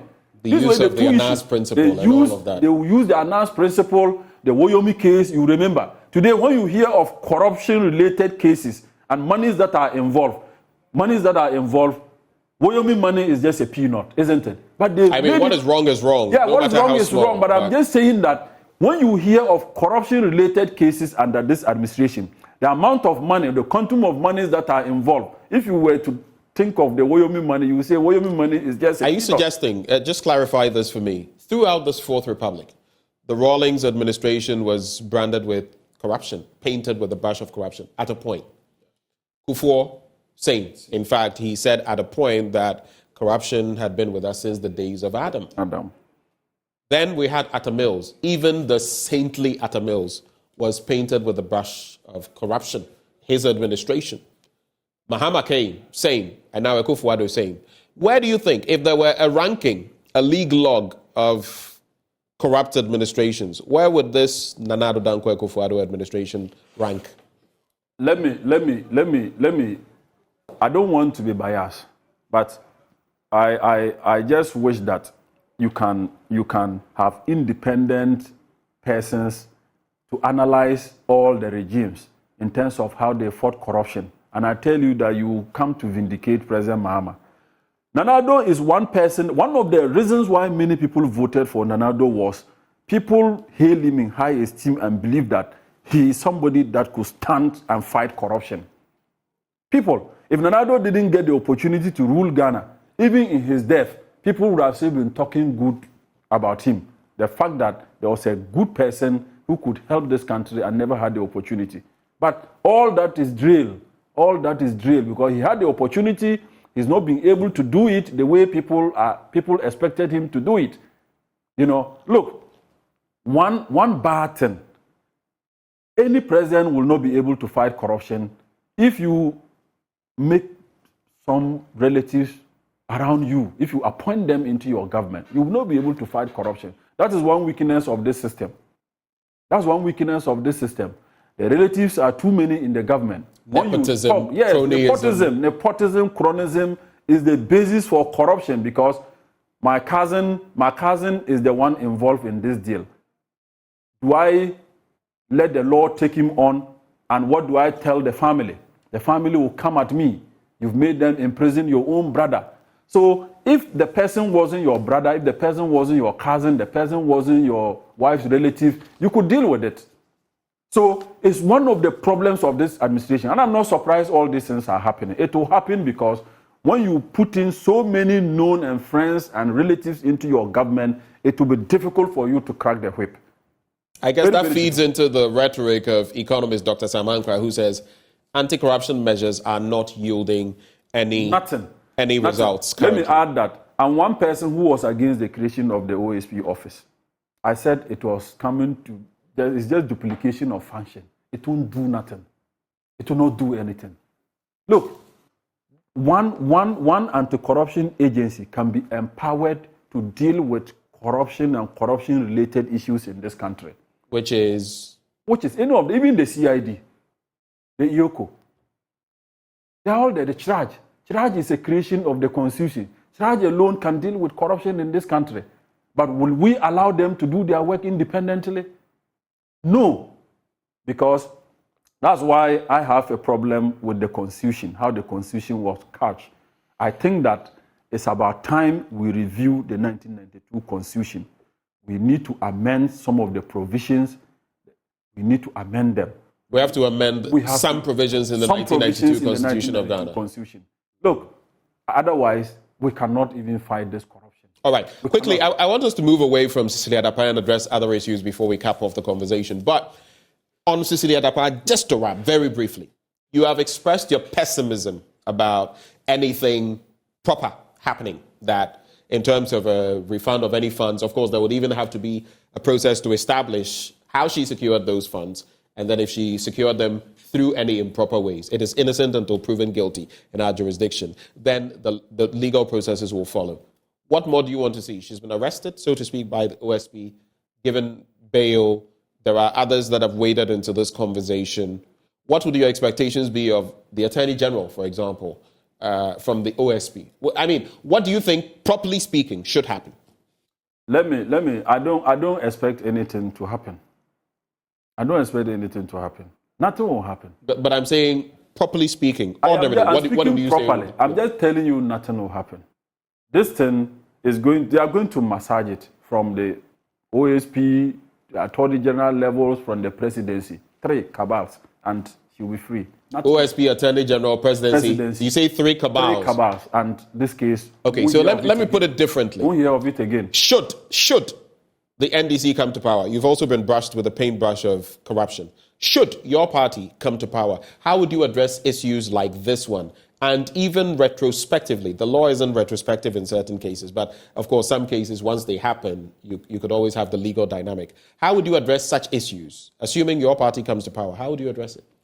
Well, let me just say that I've given you an example of what President Mahama did when somebody was just even daydreaming of making $1 million. He said, look, this lady can be tempted to be corrupt in the ministry. Let's get her out. Let's get her out. And she was sacked. You understand? So I'm saying that we have the record in fighting corruption, and we will fight corruption. Remember the JIDA issue when it came out. It was the same President Mahama who commenced investigation into the Abu Gapele issue where he was finally convicted. This is how you demonstrate your fight against corruption as a leader. That political will, the commitment. Don't come and be like, let me prosecute NDC members. And when NDC is in power, let me prosecute MPP members. If we are doing it that way, we will never get it right.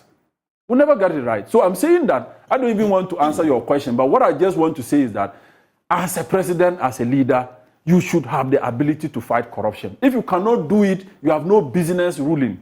You have no business serving the country. Because you cannot rule if you are so weak in fighting corruption. Because that is the problem in Africa. Corruption or all over the world, it is one thing that any president will fight for them to know that you have the capacity to rule. What legacy then do you feel Nana Dankwa Akufo-Addo will leave behind on the terrain of corruption? If you had to score him over 10, what score would you give him in the fight against corruption? 3 over 10. 3 over 10.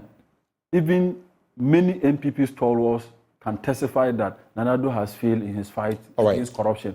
Thank you. Starting from Galamsey issues, starting from you so many things. I don't want to mention. So many of them. Let's get to a related matter. You've spoken about the need to review certain aspects of the 1992 Constitution. A former executive vice president of Unilever, Yawan Sako, was speaking yesterday.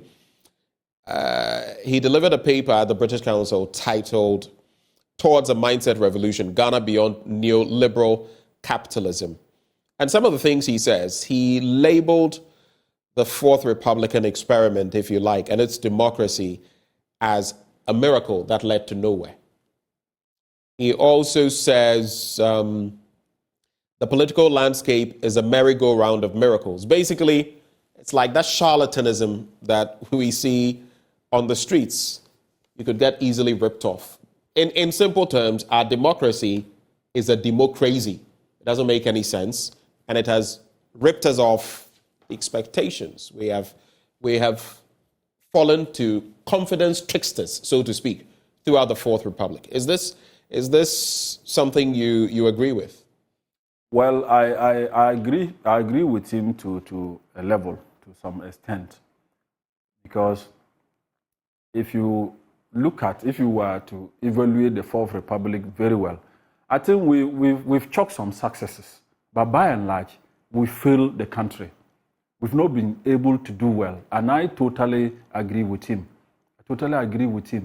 And I've said that the Constitution is the bane of our problem now.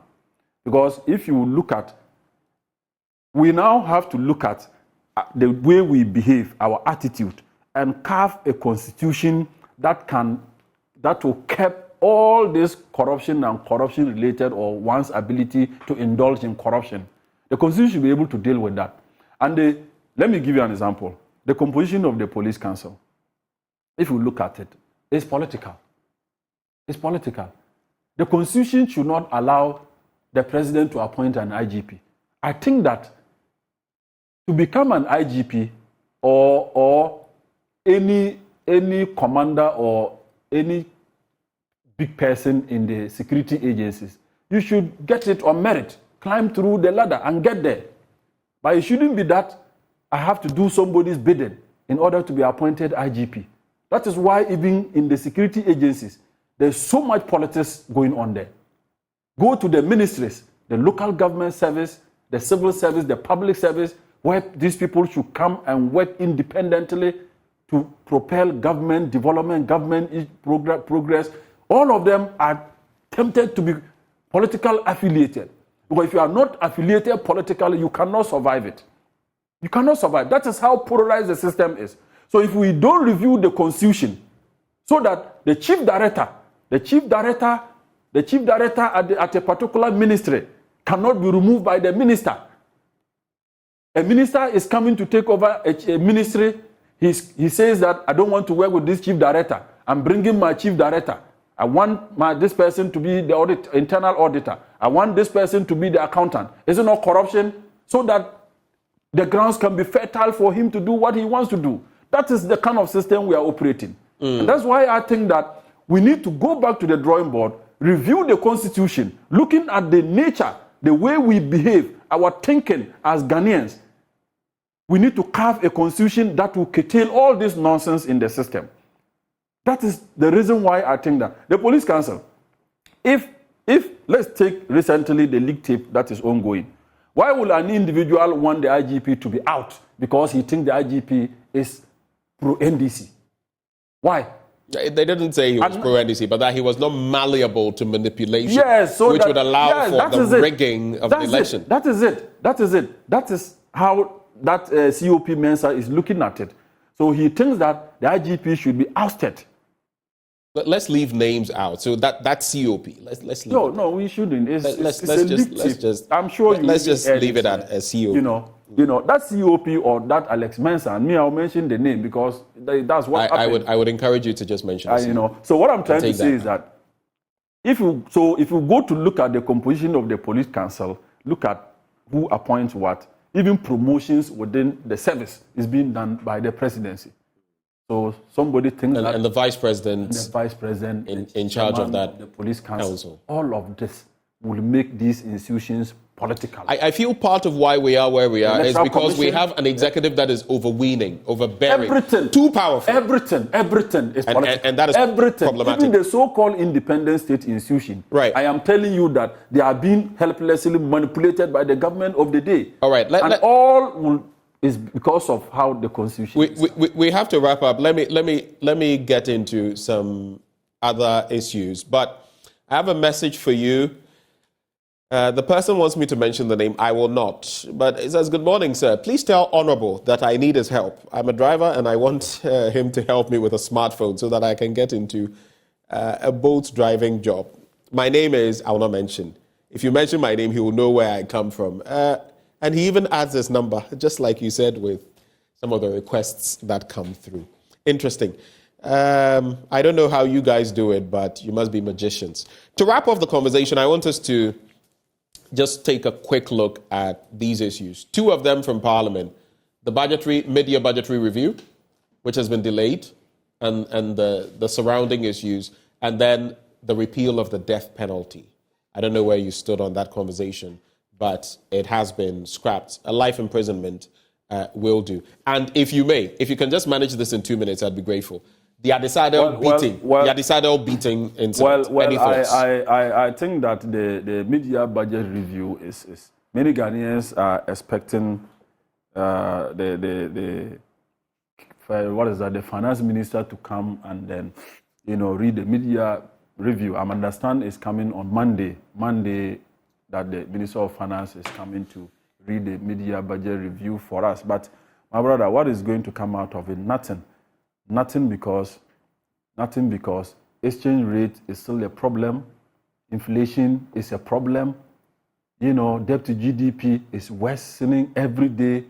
Fuel prices is worsening every day. And these are the situation in which we are.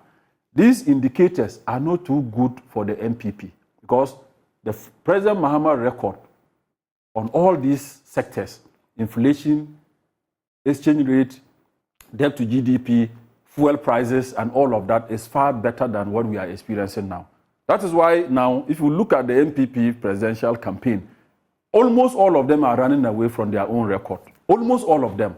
It tells you how bad they have performed. That is why all of them are running away from their own record. You heard one says that a strategist under Mahama, dollar was 4 cedis, yet we call Mahama out. Today, dollar is 12 cedis. And you call yourself a strategist. Strategist, my foot. That is how bad the situation is. You won't hear of the economic management team again. Yamutu is dead. All of them that were touted, the names that were being mentioned, all of them have run away from economic management team. Right. You understand? So for me, nothing will come out of this mid-year budget review. It won't solve our problems. The only reason why the dollar or the dollar has reduced, the exchange rate, the dollar rate has reduced just small, is because government is not meeting its obligation by paying contractors. Right, that has been made mention of. Yes. If the death penalty, are you in support of the death penalty, honestly, as an individual, I don't support it. I don't support it. So you're happy it's been scrapped? No, I'm not happy. You're not happy? Yeah, I'm not happy. You think the death penalty should have remained? No, it should have remained. And the president, the reason why the proponent of the cancellation or abolition of the death penalty talked about, the reason they gave was that no president since the Fourth Republic has signed for anybody to be executed. Right. But that is just one of the reasons. That is when we should have stand up to any president. If you know you cannot actually do your work, it's part of your work. You sworn an oath to be the president of the republic. So if somebody is being sentenced by death, you are supposed to sign. That is part of your work. So it means that since the Fourth Republic, once no president has signed, put his signature for anybody to be executed, it means they've not even a former military leader, Jerry John Rawlings, did not do it. That's what I'm saying. And it sends a certain signal. The world is moving in a certain direction. Look, let me tell you something. The death penalty sitting on our books, it doesn't eat anything. It doesn't cost anything. I can tell you, it deters people. It deters people from even committing crime. We shouldn't be surprised. Now you think we've lost that deterrent? We've lost that deterrent. We shouldn't be surprised if people started killing people by heart and knowing that I'll be in prison for life and government will be feeding me. Okay.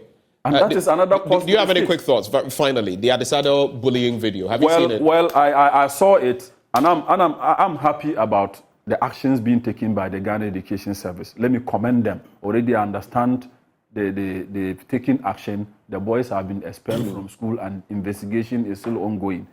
You see, let me also caution the house. Were you a boarder? Yes, I was a boarder. But which school? Laura Secondary School in the Upper West region. I think that bullying in secondary school, what we saw there, that is not bullying.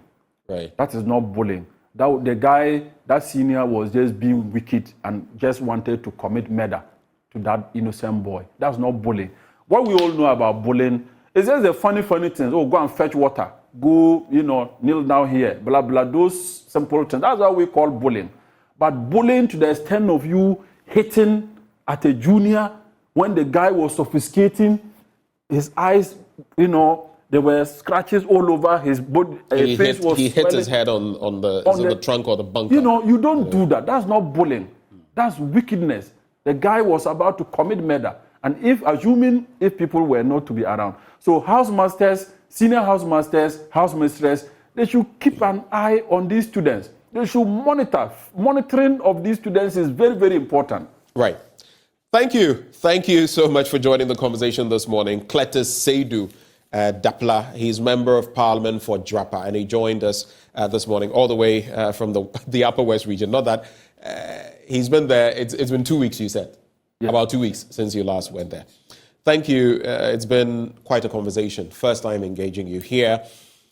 Well, tied to this conversation we've had, even before we come your way with the Boku situation, we're going to run by you may have missed it, at the British Council yesterday around 6:30 p.m., Yawan Sako, former Executive Vice President of Unilever, together with other stalwarts, delivered their thoughts on the Fourth Republic and whether it has delivered. In fact, Yawan Sako himself spoke on a mindset revolution, Ghana beyond neoliberal capitalism. And Nkrumah spoke about that. Was the Fourth Republic a miracle that led nowhere? We bring you some excerpts of that now, and then afterwards, we'll continue with the rest of the conversations right here on the AM show. Do stay. Ghana's Fourth Republic, established in 1992, emerged as a beacon of democratic hope in West Africa. After years of political turbulence and military rule, the country embraced a multi-party system and elected its leaders through peaceful transitions. The Fourth Republic has seen significant progress in various sectors, but it has also faced its share of challenges and criticisms. Former Executive Vice President of Unilever, Yao Nsako, in his paper titled Towards a Mindset Revolution, Ghana Beyond Neoliberal Capitalism, questioned whether the Fourth Republic has truly delivered on its promises. According to him, a meticulous examination of the nation's development reveals a sluggish pace of progress, with numerous indicators pointing to marginal net growth that has left many more Ghanaians impoverished. In Ghana, 68% of the population, 23 million people, belong to low-income families. And in these families, given the figures I'm about to quote, were released in June 2023 and are therefore very fresh, life is indeed tough, if not wretched. On average, their total household income per day, is only 11 euros. That is 140 Ghana cedis, and the average size of the family is 5. They must survive on 140 Ghana cedis a day. On this meager sum for an entire family, they must keep body and soul together and meet all their earthly needs. Interestingly, though many Ghanaians think of our nation as a bread-eating nation, only 45% of this segment can afford it now. Toothpaste, measured in grams per capita per annum. For 6 years, the consumption per capita has been more or less flat. 0.2 in 2017, 0.19 in 2018, 2019, 2020, then 0.2 in 2021, and dropping to the lowest point at 0.18 in 2022. Bar soaps, measured in grams per capita per annum, this too has stayed effectively flat. Ominously, of Ghanaians who retire at 60 years of age, 60% die by their 65th birthday. Only 3.6% of Ghana's population, according to this report, is above 65 years. Literacy rates. Even I am stunned by the scale of collapse that the official numbers are reflecting. How does one explain the reported figure of 69.8% for 2022? When in 2010, we were at 71.5%. What happened to free SHS then? Open defecation. From 2000 to 2020, a period of 2 decades, open defecation, 2 decades, you heard that right, open defecation moved from 21.7 to 17.8%, a move of less than 400 basis points. In Mr. Nsako's estimation, the political parties, especially MPP and NDC, have largely failed, emphasizing on sloganeering and promising miracles. Neoliberals, which is what both the NDC and MPP have become, are generally good poets, it seems. They have catchy slogans to promise miracles that lead nowhere, and felicitous phrases to explain away non-delivery. Examples abound of how we, the ordinary citizens, are treated by politicians as a reckless young man does when his interest in a woman before him is animalistic, intense, and truly short-term. He just says anything, whatever it will take. Sadly, this is what it has become at election time in Ghana. The major political parties, MPP and NDC, just say something, as we say in Ghana. Ehe jobodo, ede bi keke. And no ababase. When we the people face doomsday, that is power rationing, and we ask for an update on progress, we are told that the man has become a dead goat. Wamachakemi. One village, one dam. Planting for food and jobs. One district, one factory. Remember them? Then while we implement all these, food inflation gets to 59.7% in 2022. How is this possible? The answer must be obvious. Ordinary people can be misled by such slogans, so the politicians keep minting them. They are meaningless. Veritable examples of miracles and promises that led nowhere. Yet, we are still here watching both MPP and NDC leaders through the years blame the international environment, external shocks, and whatever new vocabulary they produce from time to time. Neoliberals, which is what both the NDC and MPP have become, are generally good poets, it seems. They have catchy slogans to promise miracles that lead nowhere, and felicitous phrases to explain away non-delivery. Democracy was once heralded as the beacon of hope for the ordinary Ghanaian. Mr. Nsako believes after 3 decades, the very system that was meant to empower the people is now draining the very lifeblood it was meant to nurture. The citizens forget about the rains. The politicians, government and opposition stop talking about floods. The media moves on to discuss which celebrity slept with who. Until, Mr. Chairman, we are in May, June again the year after, and the cycle begins anew. Perhaps this is the best characterization of the Great Fourth Republic of Ghana, a merry-go-round of miracles that lead nowhere. Politicians who know they can take the people for granted because the people themselves are not serious about their welfare. 4, how else can I explain that we leave fatal floods to focus as a nation on which adult is having consensual sex with another in the privacy of their homes, or whatever else? I end this section by saying that the focus of neoliberals only on financial indicators is dangerous and ruinous. It is important that development be returned to a discussion about the real long-term health of society. What is to be done? For it is true what they say, when the poor have nothing to eat, they will eat the rich. My friend Dr. Mzomo Masito of South Africa likes to say, the poor cannot sleep because they are hungry, and the rich cannot sleep because the poor are awake. Every government of the Fourth Republic, every political party when in power, promises an agricultural revolution, a step up in production of food. Then nothing much happens. The miracle leads nowhere. The much vaunted planting for food and jobs is just another example. The latest in a string of miracles that, if I may borrow Chinua Achebe's description of Shehu Shagari's agricultural policies, gave much food for thought, but nothing for the stomach.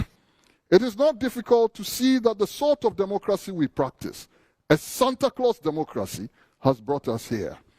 The politicians are always giving out money to political party delegates and whoever else as bribes. Then no questions are asked about sources of funds for party financiers. As the guys of West Africa say, we were promised transparency and accountability in the Fourth Republic. Rather, this is where we are. The metropolitan elites, the lumpen bourgeoisie, to use André Gunda Frank's expression, have fashioned out a system where ordinary people cannot track the creation and distribution of loot. A dense and opaque conspiracy for extraction of loot hangs above our heads. This is an existential risk to our country. We will become a narco state at this rate. He believes that government will have to institute a number of sweeping revolutionary reforms that will turn the situation around for good. Ghana needs a mindset revolution on all fronts: politics, education, religion, culture, and more. We must jettison the injury colonialism did to our mindsets that makes so many of us feel inferior. The existence of heavily armed private militias, euphemistically referred to as land guards, is enough pointer to the crisis. The Achimota School forest land grab, the not-so-transparent sale of state-owned lands in upper-class areas. To restore sanity to our land ownership regimes, we, like China, Cuba, Vietnam, Thailand, Singapore, South Korea, to some extent Rwanda and some others, must carry out radical reforms. We cannot escape this if we want development. They must formulate a new land ownership philosophy that will guide the drafting of new laws to govern land in a modern Ghanaian state that wants to prosper. Yao Nsako is calling for a critical review of Ghana's education system with a particular focus on the free SHS program, which he described as deeply broken and in need of significant reforms. We must decolonize our educational curricula, and we need to make some changes to the free SHS program. Now I turn to free SHS and simply say, a system that insists the state must pay fees for children of people who can afford to buy Bugattis is broken. So is a system that subsidizes fees for people who can afford to keep one side chick or more, buy air tickets for international travel, drink expensive liquor, wear designer clothing, and very expensive Brazilian wigs. There is nothing more I wish to add, Mr. Chairman. He also made a passionate appeal to President Akufo-Addo to rise to the occasion. Where is the Akufo-Addo we looked up to? The fearless, detail-oriented Akufo-Addo, where is he?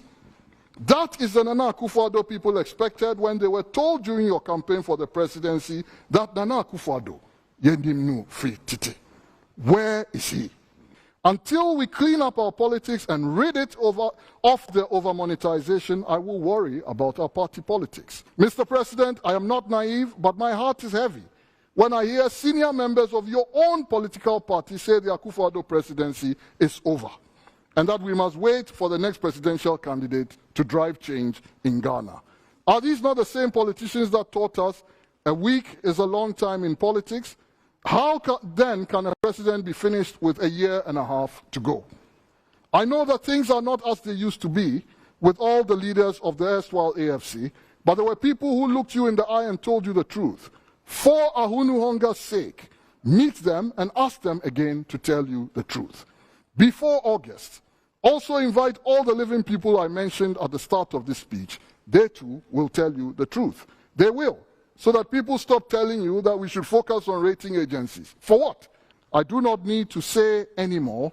Bring back the Akufo-Addo we knew and make a difference in the time left. Like St. Peter said to the beggar with disabilities, rise up and walk. Amen. Amen. I leave each one of you to your own conclusions about whether or not the Fourth Republic has delivered what it promised. I do not think it has. Mr. Chairman, I am done. Minister of Information Kojo Oppong Nkrumah was also at the event and has been reacting to portions of the paper delivered by Yao Nsako. I agree with a good number of the ideas here. For example, what we are measuring as a people, and the need to have conversations about the kind of things we are measuring and focus more attention on the things that deliver on the human quality indicators. There obviously will be parts that we may disagree on, but I think it's an important platform. We need to do a lot more of it. How do we make the system flexible in order for businesses to grow? I think the ease of doing business is something that we need to pay more attention to. There are key benchmarks that measure the ease with which people can do business in any economy. And it is a major driver of investment and increased productivity. And we need to continuously pay attention to that as a collective and work to ease those indicators. The more we do that, the easier it will be for people to do business and for the economy to be more productive. Executive Chairman of AB and David Law, David Ofosu-Dorte, urged government to reduce cost of borrowing and empower the private sector for growth. If you notice, there was a lot of talk about having excess power. I agree with government completely that some of the power IPPs were expensive. But it's a focus on excess power. A country that has 6,000 megawatts of power cannot have excess power. Absolutely not. The whole of Africa's installed capacity is 154,000 megawatts, which is the equivalent to that of power in Madrid and Barcelona only. Now, if you want to industrialize, your cost of power should be about 4 cents per kilowatt hour or less. If we are buying power between 12 and 19 cents, how can we talk about excess power? But because each party needs to justify itself, we focus on the bad part and forget that we need to also look at, we have reached a stage where we need to bring the cost down so that we can industrialize, so we can compete and take advantage of the AFCFTA. So it is not that the Ghanaian businesses are not ingenious, or it is because the system itself makes it difficult for them to grow. Finance and strategy consultant Professor Noel Tego, however, blames successive governments for not being proactive in moving the country forward. To begin to publicly shame those who steal our money. You see, one of the most distressing things is when a poor person defends a corrupt person whose very corruption is the source of that person's impoverishment. And that is where, again, the mindset change is important, because it's money that the person has stolen. Look, I mean, if you look at the projects and the overinflation of the projects in a procurement stage, if you take $1 million out of the, sorry, let me not use $1 million because I might be speaking into some other situation I don't intend to speak into. But if you take $5 million out, it's a school that is not being built, it's a hospital that is not being built, and so on and so forth. And then also, I mean, politicians think. Author and mindset coach Akosia Ahiagbo says citizens must have a change of mindset and become more entrepreneurial in their thinking than waiting on government initiatives. She believes this is the best way entrepreneurs and government can complement each other for sustained development. So what is the identity that we want? And I would suggest we need to be thinking about things like hardworking, being ethical, critical thinkers, pace setters, having an Ubuntu outlook to life. Ubuntu says, I am because we are. We are currently very selfish. Why would I be proud and bold and brave enough to openly defecate in front of my fellow citizens if we have not become that self-centered and also learn that helplessness? So there's something to be said for that, a loyalty to the motherland called Ghana. But that's not going to happen if citizens don't believe that they are stakeholders, if they don't believe that they are shareholders. If I have a stake in an asset, like nobody's going to come and take my father's property away from me and squander it without me fighting. But national assets are being squandered and citizens are looking on because they are not stakeholders. A section of participants at the program have also been sharing their views. Genuinely, we are working to make sure things, turn around. Everybody wants the economy to grow, but we need a bit more support from the government, beyond what we are seeing now, where every day it's one issue or the other about taxing, GRA is all over the place. I personally, I don't know, but it's a big issue for me because I'm being told I owe 1 million cedis. How much am I making? How much am I paying my workers? And these are things, our daily realities that we have to face. So probably, maybe in the medium, long term, but not in the short term. It doesn't look feasible. There are people who are great, who can do great things, but because of the political issues, they don't want to get into government circles or even to the public sector at all. The only thing we can do is to realize that where we are is not a good place. Businesses are collapsing, people are losing their jobs, the youth are rising because the numbers are just overwhelming, and if you don't get jobs for the youth, what will happen? There will be a point that, a revolt. And we don't want to get there. And so the time to act is actually now. For Joy News, Michael Ashale. And here in our studios in Kokomlemle, I'm Bernice Abubedu-Lansa. Thank you so much for staying on the AM show. And Mr. Nsako has given all of us a lot to think about. Let's head to Boko now, because there are still concerns about security in that part of the country. If you've been following the conversations, there recently was an attack on some vehicles heading to that part of the country. Well, here's what citizens have decided to do. They've come together to sign a petition. They are demanding escort for public travels to and from the Boko area. And this morning I've been joined by Awal Ahmed Kariama. He's Executive Director of Rise Ghana. Thank you so much for joining me this morning. And you've been doing a lot of work in that part of the country. It's a pleasure to have you here. The residents of Boko have assessed the work of the Security Council there so far. They think enough has not been done with regards to stemming or dealing with attacks on commercial vehicles. They actually, in that letter, list a couple of incidents that they bring the attention of RegSec to. But for you, just let me know what your initial thoughts are about the situation in Boko and whether you agree with these citizens in the concerns they've shared. Okay, so thank you very much for the opportunity to discuss Boko again. But today, we discussed Boko with a lot of hope and happiness. Let me say good morning to your listeners, your viewers, as well as yourself and management for this opportunity. I am saying that we are discussing Boko with some bit of excitement because for the first time, I think that citizens from Boko are beginning to use civic means to be able to engage the duty bearers, in this case, the Regional Security Council, as well as the security apparatus of the country.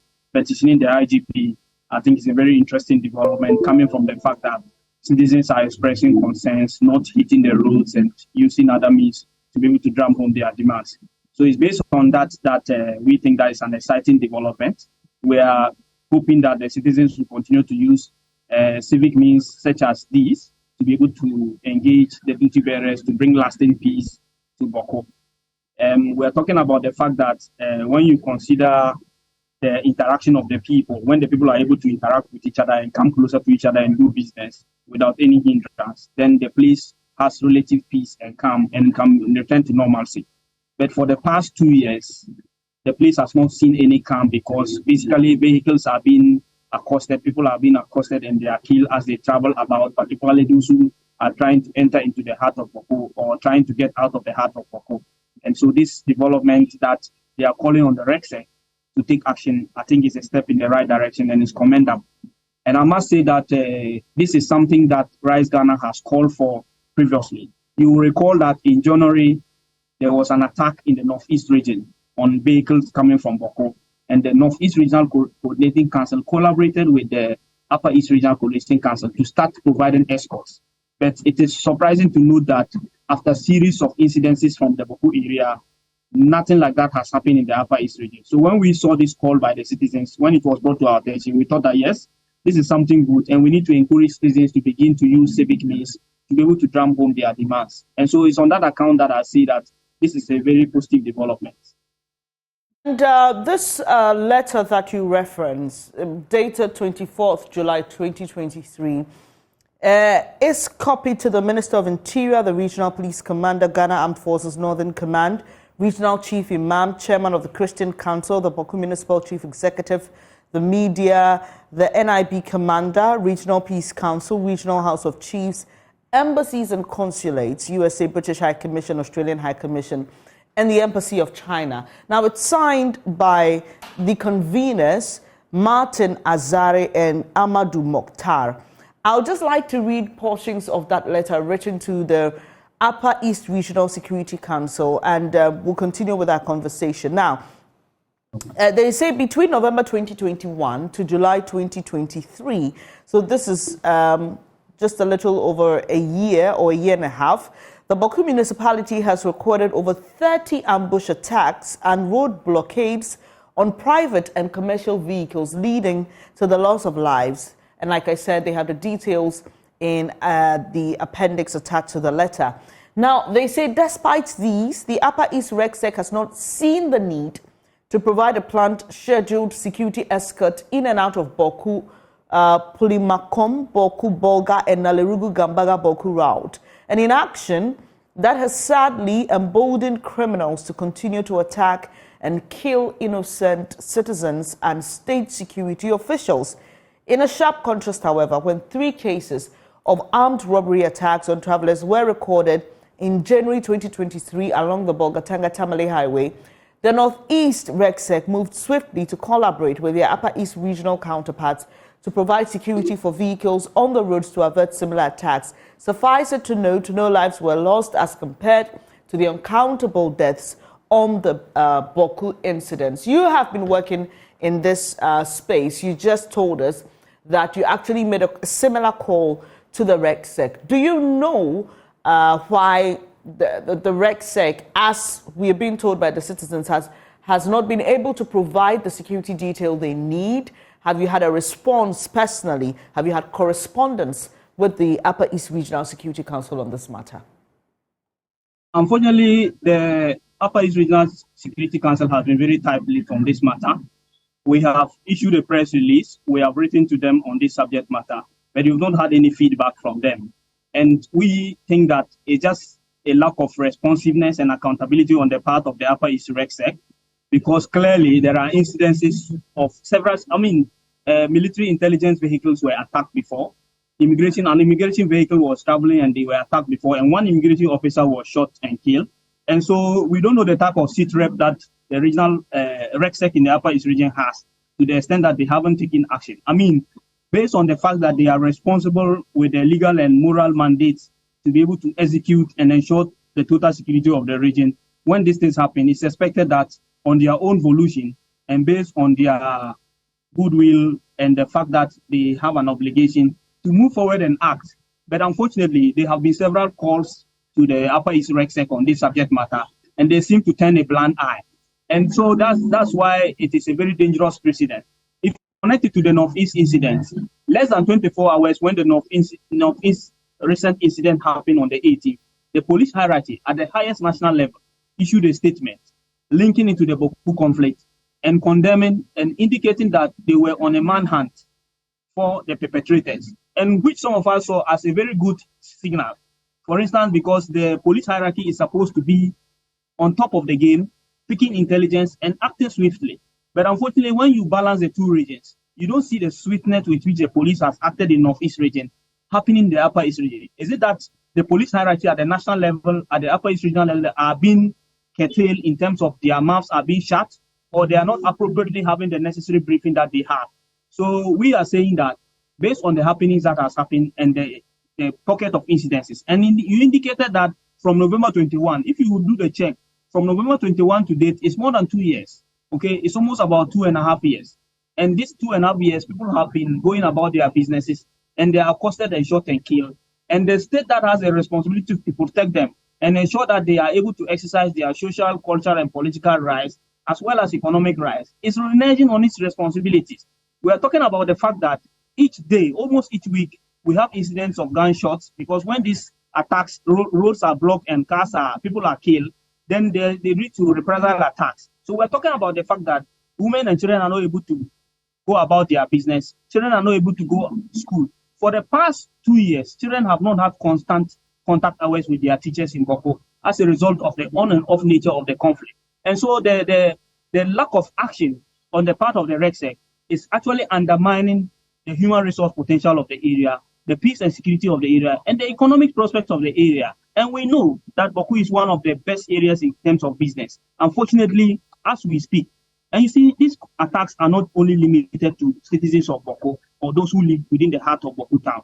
There are vehicles who come from Togo and Burkina Faso to ply business in the Boko Central District, and they are prevented. So that's the other angle that we need to look at it.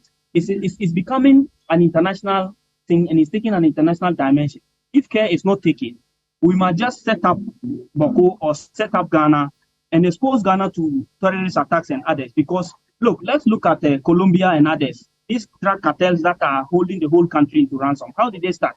They started as small vigilantes here and there. Okay? And I want to emphasize that the issue in Boko is a clear case of violent extremism. And when we say violent extremism, basically we are saying that people who are willing to use force or extreme measures, the use of violence, to persecute their agenda. In this case, it can be political, it can be ethnic, it can be economic agenda. So people are being deprived from exercising their right to go about their business, using violence and gun violence in this case. So this is a clear case of violent extremism. I don't see why the RECSEC is not able to provide the necessary escort that the citizens are asking for. So for me, and for us, we are happy that citizens are beginning to use civic means, because they are not also saying that they are going to block other roads. And let me use this opportunity to also condemn. You see, the Boko enclave is so strategic that we have people from Northeast region who hold affinity to also Boko. And so, like, the police connected the incident to the Boko chieftaincy issue. If we are not careful, then this whole thing can spread across the country. We all know that last year there were some small skirmishes in Ashama, okay, far away in Greater Accra. And let me put it in context that the immigration officer who was killed comes from the Volta region. He was only serving in Boko. A police lady who comes from Tema, okay, was also killed in Boko. Okay, so we are talking about the fact that, and there are Burkinabe nationals, there are other nationals who have been caught in the middle of this conflict. So if we are not careful and we don't pay attention to Boko, and we don't call out our political leaders and duty bearers like the RECSEC to stop sleeping on their jobs and do the right thing, we will live in a situation where Boko will engulf all of us. And the last time I was in your studios, I was saying that, look, the world is so dynamic and complex that there are people who are interested in starting their own country. Okay, we know that there were some revolutionaries who were arrested.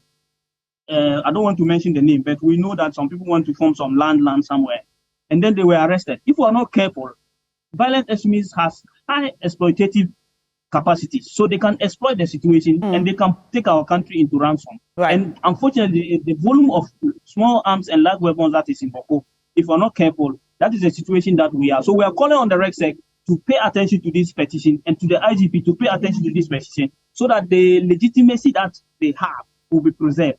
Because we need citizens to trust these security authorities so that they can volunteer information as well as work with them to bring lasting peace to Boko.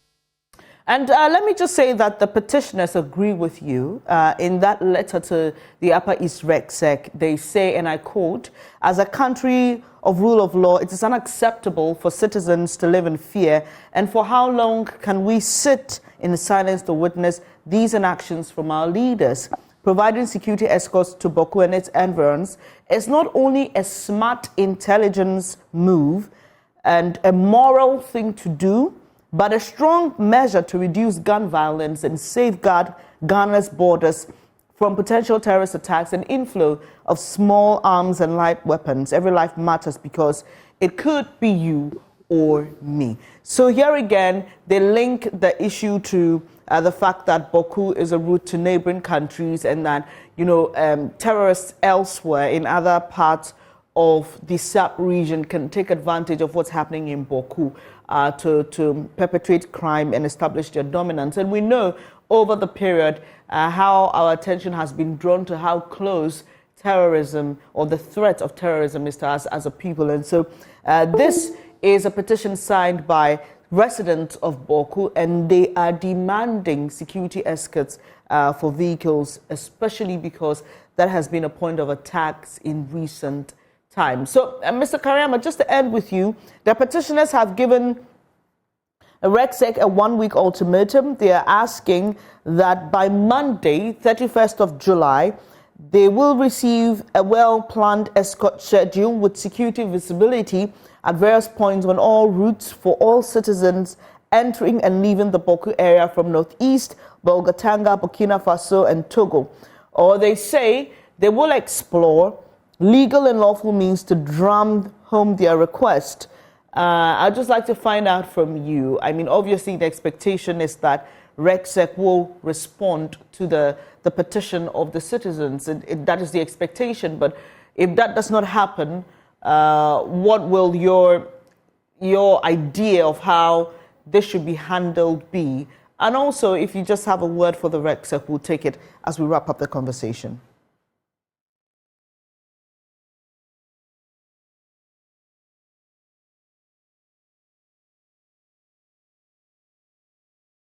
I'm sorry, I am losing my network. I don't know if you can hear me. Right. So I was just telling you about the one-week ultimatum the petitioners have given to RECSEC. They're asking for a detailed yes, I heard that. schedule. And your specific question to me was... My specific question to you was... I heard that. And your specific question... If you can hear me, I'm just asking what you like to tell RECSEC, even as the citizens await that schedule by Monday, and what you'd also like to tell the residents on options they can carry out if RECSEC Yes, I think that I want to encourage the citizens to continue to use civic means like that to express their grievances. And I want to urge the RECSEC to immediately, as a matter of urgency, pay attention to the demands that the citizens are making. And I think that 1 week is actually a very long time because every lives matter. And under no circumstances to anybody lose their lives. As we speak, between the 18th and to the 20th, there have been about 2 other attacks in the Boko enclave. And so we cannot say that this hasn't come to the attention of the RECSEC. So we urge on the RECSEC we know that it's a lot of intelligence gathering they are doing and the difficult terrain that they are working in. But posterity will judge them if they do not do the right thing and ensure that innocent lives are saved. I mean, there is no basis for anybody to be going about their business and some people will accost them and kill them. And then you have a state authority supposed to ensure peace and order, not enforcing that. And so Ghanaians should be treated and to have the feeling of being equal and without any discrimination. So they should have a schedule and continuous. We don't want anything for the media to see, like they will start escort today and end tomorrow. It should be a dedicated and scheduled escort throughout the Boko area. Just not just targeting the citizens of Ghana, but those who come out from Burkina Faso and Togo, so that we don't expose the risk of creating an international rift between Ghana and its neighbors, Burkina Faso, as well as manage the risk of violent extremists taking advantage of the situation. So I think that the cap is in the ball is in the court of the RECSEC, and I trust that they will do the needful by making good their obligation. Thank you. Ahmed Kariama, he's executive director of RISE Ghana, and they've been doing a lot of work in the Boko area, and he's been speaking up for residents there as well. This morning, we've been talking about a petition signed by 131 residents of Boko, and their demand is simple. They want the Regional Security Council in the Upper East to provide a scheduled or well-planned escort schedule with security visibility at various points, because they say that there have been, between November 2021 to July 2023, which is not up to 2 years, by the way, just a little shy of it. They highlight all the incidents in the appendix of that letter, right from December all the way through to on the 22nd of July, recently, attacks on vehicles, and they make a case why they deserve the escort, especially on that route. So that has been our conversation this morning. We will stay in touch with these petitioners and with RECSEC as well, and let you know what the final resolution to this matter will be. Well, it's now time to bring you our edition of our Wednesday business program, and it's time to let you know what's been happening in the world of business. It's brought to you by EcoBank, and today we have people sharing their thoughts on the mid-year budget review. Here's our AM Business Edition this week.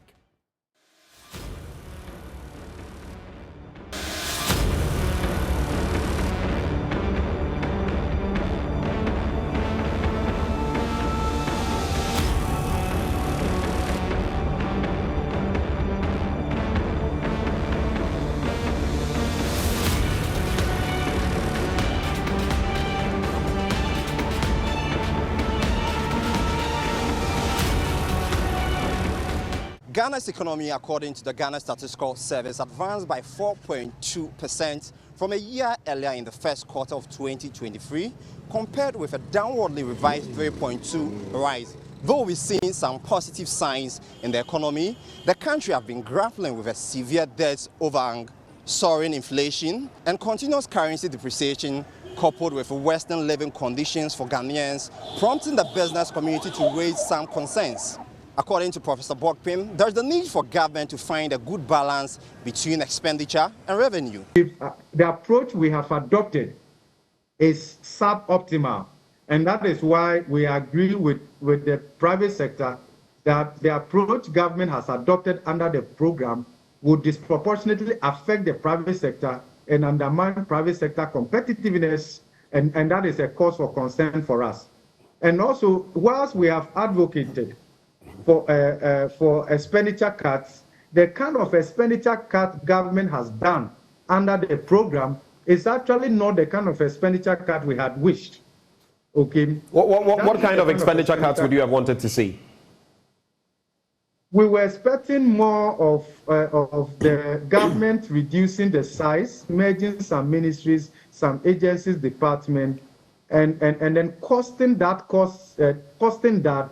And probably we may achieve the same goal, okay, by reducing those expenditure as compared to increasing taxes, introducing new taxes, and increasing rates of existing taxes. Look at it from the approach you are coming from. We are majoring on the minor. We are not just asking reducing the number of ministers. We are talking about ministries, we are talking about departments, we are talking about agencies, and also rationalizing state-owned enterprises. In other words, the cost of our governance is just too much for our national budget to sustain. Ghana has a large and very active consumer industrial products and services sector, that provides products and services to the Ghanaian economy and the West African sub-region. This sector is poised for a significant growth over the next few years, but President for the Association of Ghana Industries, Dr. Enyim Dake, maintained that the sector is battling with taxes. Our businesses have been stressed within the context of the macro. They led to a lot of contraction into our business operation. It led to low growth. It led to low unemployment. You can also trace that it led to the distortion of original business model of processing and manufacturing, where you realize that by virtue of these macro indicators, a number of businesses resorted to importation of finished product as against processing and producing, and its relevant impact in terms of job creation, taxation, and it's exposed the country to a lot of informality. And there are consequences of a high informal sector in an economy, at least developing economy. So these ramifications are all associated with the gains and the minuses of what we've gone through over the period. And therefore, yes, our businesses are stressed, but by virtue of the IMF transaction, restored confidence to which we are planning effectively. And we look forward to other indicators that are work in progress, because the IMF process is not a one-time transaction, it's a process. We need to go back into the inflationary rates. What do we need to do regarding the inflationary rate? You asked my colleague about the effect of the inflation on our businesses. And that, I mean, every player in the space knows that the higher the inflation, the challenges it is to businesses. Nonetheless, our concern is how is Bank of Ghana managing the inflationary issues. And we know they've deployed a number of tools to aid, curtail the inflationary figures. Nonetheless, the producer price index and the run-through effect of some tax adjustment has also led to the state of the inflation. We've also argued out on the inflation targeting model that the Bank of Ghana uses. Nonetheless, we still believe that there are structural rigidities that needs to be tackled. And those are the engagement we seek to see the finance minister table in the midterm budget, complementing it with that of the IMF policy and report to aid us navigate these difficult macroeconomic factors that we face. This may be very common, but as a result of these new taxes, Chief Executive Officer for the Ghana Chamber of Commerce and Industry, Mark Bedu-Abuaji, says members of the chamber have no choice than to lay off some workers. I think government should do everything possible to bring some relief to businesses. Some taxes that I want to see, some abolished and some review. One is the e-levy. I think that the rate is too high. The other one has to do with the COVID tax. I don't know why we still have COVID tax or COVID levy as part of our tax structure, after it has been declared by WHO that COVID is not a pandemic. We have to take this tax out to bring some relief to businesses.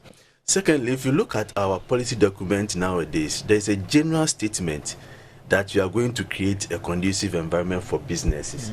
We all know what a conducive environment is. Low taxes, low inflation, lower interest rates, lower utility tariffs. With all the things that are happening, I don't think that we are going to have that immediately. So that general statement, I personally do not want to say it. They should come out with specifics on how they are going to create this conducive environment for businesses. Foreign direct investments in Ghana amounted to $1.88 billion in 2020, which represented roughly 2.7% of the country's GDP. Compared to 2019, the FDI inflow decreased by $2 million. Ghana's mining and agricultural sector are major areas for direct investment equity flows. Now, President for the Ghana Union Traders Association, Dr. Joseph Oppong, says all these foreign direct investments should be tied to local businesses. What we should all know is that a vibrant private sector drives any economy in the world. So it is important that we create the enabling environment that will make businesses thrive so that we take the whole economy along. And that is what we are not getting right now. That rather the private sector is being contained and that they are unable to expand. We don't have even the space to develop and grow. And that has been the problem, because the excessive taxation, this is what it does to the private sector, because we are not competitive. If even we want to produce as a nation, we cannot overprice our produce, that we cannot even sell our produce to the neighboring countries because of cost of the produce, like the manufacturers have been complaining about. And that's why we continue complaining about excessive taxation. And we can easily also expand the tax net without necessarily putting a lot of pressure or imposing taxes on the few that have the capacity even to grow, because they are the identified ones who can actually pay the taxes. But when we do that, we are only trying to stifle the growth of those industries which otherwise will be the driving force of our economy. Now we're talking about importation. Importation, I have a serious problem with importation, because if we do more importation, it means that we are not helping our local manufacturing companies. We are not even trying to be self-sufficient. But that is what you do. Yes, I like that. But let me also tell you that the import that happens in this Ghana, you know, we do not own this economy. Ghanaians do not own this economy. That is true. That is a fact. The export earnings, we owe only about 60% as a nation. The rest does not belong to Ghanaians. That's why we always have the problem of foreign exchange, because it goes and it does not even come, because the money does not belong to us. Importation that we do, the excessive importation, only about 20% is for the indigents. Over 20%, and the 80% all belong to foreigners. And so, whilst we are talking about exports being in the hands of foreigners, the foreign dominance of this economy, you think about communication. This communication industry, the money that goes there, even the banking is not in our hands. We talk about oil, we talk about gold and all that. We are not getting the benefit thereof, and that we have to even think about that. So, if we think that we are doing excessive importation that is not helping the economy, there's a way to do that. That's what we have to use our regulations, our investment laws, and the rules and regulations to contain excessive importation. Now we are talking about import substitution. It's in the right direction. If you are able to identify where we have the comparative advantage as a nation, and even support those industries so that we become a hub of manufacturing of those identified products, then of course we have a way. And then, of course, government should do everything so that Ghanaian businesses or investment, foreign direct investment, should be tied up with the local businesses. Okay. General Secretary of the General Agricultural Workers Union, Edward Kariwa, is also calling for a national discourse to find lasting solutions to address Ghana's economic challenges. I think that we are applying an outmoded economic development policies to try to develop ourselves.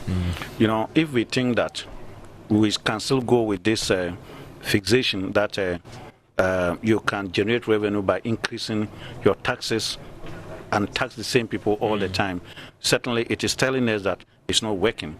You know, yes, revenue will automatically come up, and it will come up when your capacity to generate the revenue is strengthened, you know. But it's not just about how much you are going to tax the person that would necessarily translate into your revenue. When the person does not have capacity to do what? To contain that tax. You know, so I would think that we need to review our economic policy to know that tax is good to generate revenue, but tax should not be the first call to generate revenue. It is rather to empower production to go on. Unfortunately, the figures as we receive them from the statistical service are not giving good account of what is happening in production. You know, all the productive areas are declining, and yet they are the very people that you are taxing. You know, and as I indicated also, it seems they are not interested in getting to those who are not paying taxes at all. You know, of course, I pay my taxes all the time, you know, and any consumption I do, I pay taxes on it, you know, and even people who I give money to feed also pay taxes on it. So all the time, even when you are sleeping, you pay tax. When you are awake, you pay tax. You pay tax in the morning, you pay tax in the afternoon, you pay tax anywhere you go, you pay tax. You know, and that is not how you can grow the economy. I think that we need a national discourse to actually fashion out an appropriate economic development policy for this country. You know, the way we are moving on and thinking that it is only taxes that can generate the revenue that we need, of course, we are killing businesses all over. In May 2023, Fitch Solutions forecast that the Ghanaian economy will expand by 2.9% in 2023 after a growth of 3.1% in 2022. Fiscal austerity, high inflation and restrictive financial conditions will dampen private consumption and investment through 2023, clouding economic growth prospects.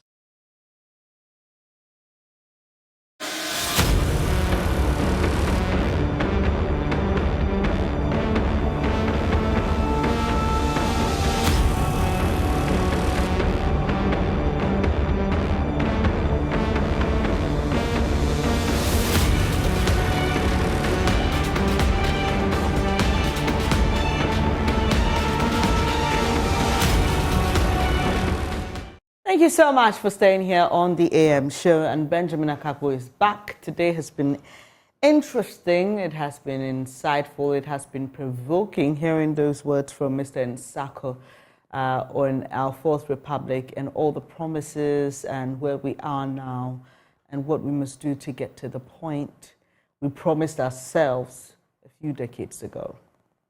Bernice, I would put it to you, find out, this Fourth Republic, I mean, you've lived through this republic. Has it delivered? For you as a young person, what your expectations may have been of your life? I wanted to cast your mind back to maybe Well, the basic level and all of that, and the things you felt you would do in Ghana. I can't give a straight jacket answer to that, but it's all I'll say has been disappointing. There have been attempts to make it work, but all in all, it's been disappointing. I mean, that's basically what I would say about it. One thing, though, is that we have stayed true to our promise to remain democratic. That is laudable, because if you check, the various republics haven't lived this long. So that's the good side of it. But beyond that, we have made certain strides. We could have done better. So I would just say it's been disappointing.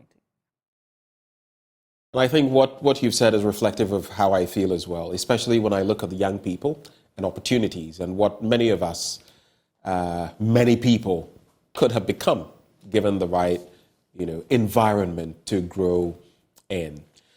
Well, it's been quite a show already. Right before we go, though, I don't know what you drink, but you should try, if you've never tried it before, Awake Purified Drinking Water. It is premium purified water treated through a strict purification process to ensure that every bottle on the market refreshes you better. And guess what? No matter the size you're looking for, are you thinking of the kids, 330 ml in their bags, their packs, or their lunch boxes, and they are good to go. If you want 500 milliliters, 750 milliliters, they can sort you out. 1.5 liters also available. So all you need to do now is purchase some Awake Purified Drinking Water and just sip on it. If you're thinking of something for your office or home as well, you're covered too. 19-liter jar bottles, those are ideal. You can just hook it onto your dispenser and you're good to go. But the most heartwarming aspect for me, for every bottle you purchase of Awake Purified Drinking Water, a token, a donation is made to the National Cardiothoracic Center. And that's heartwarming for me because we know exactly how expensive it is to deal with cardiac issues, cardiothoracic issues. And so by making this purchase, you drop a coin in that kitty. It's another quality product by Casapreco Company Limited. If you want to purchase in bulk, which I suggest you do, call this number, 0262 351 251. It's another quality product by Casapreco Company Limited. And of course, this advert is FDA approved. I'll tell you something else that has the stamp of approval of Ghanaians, the AM show. And we try, Bernice and I, every weekday morning to serve you the finest of morning television. Right, and it's now time for us to believe we've done the same this morning? Yes. We'd like to say a very happy birthday to Isaac Fenu. You are with the Central Regional Office of the National Health Insurance Authority in Cape Coast. Happy birthday to you, and to all of you celebrating your birthdays today. We wish you long life and prosperity. That's all time will allow us. God willing, we're back again tomorrow with another exciting edition of the AM show for you. Until then, it's goodbye from us. Do take care and stay with us. We are your most credible news source. Up next is News Desk with Aisha Ibrahim. Take care.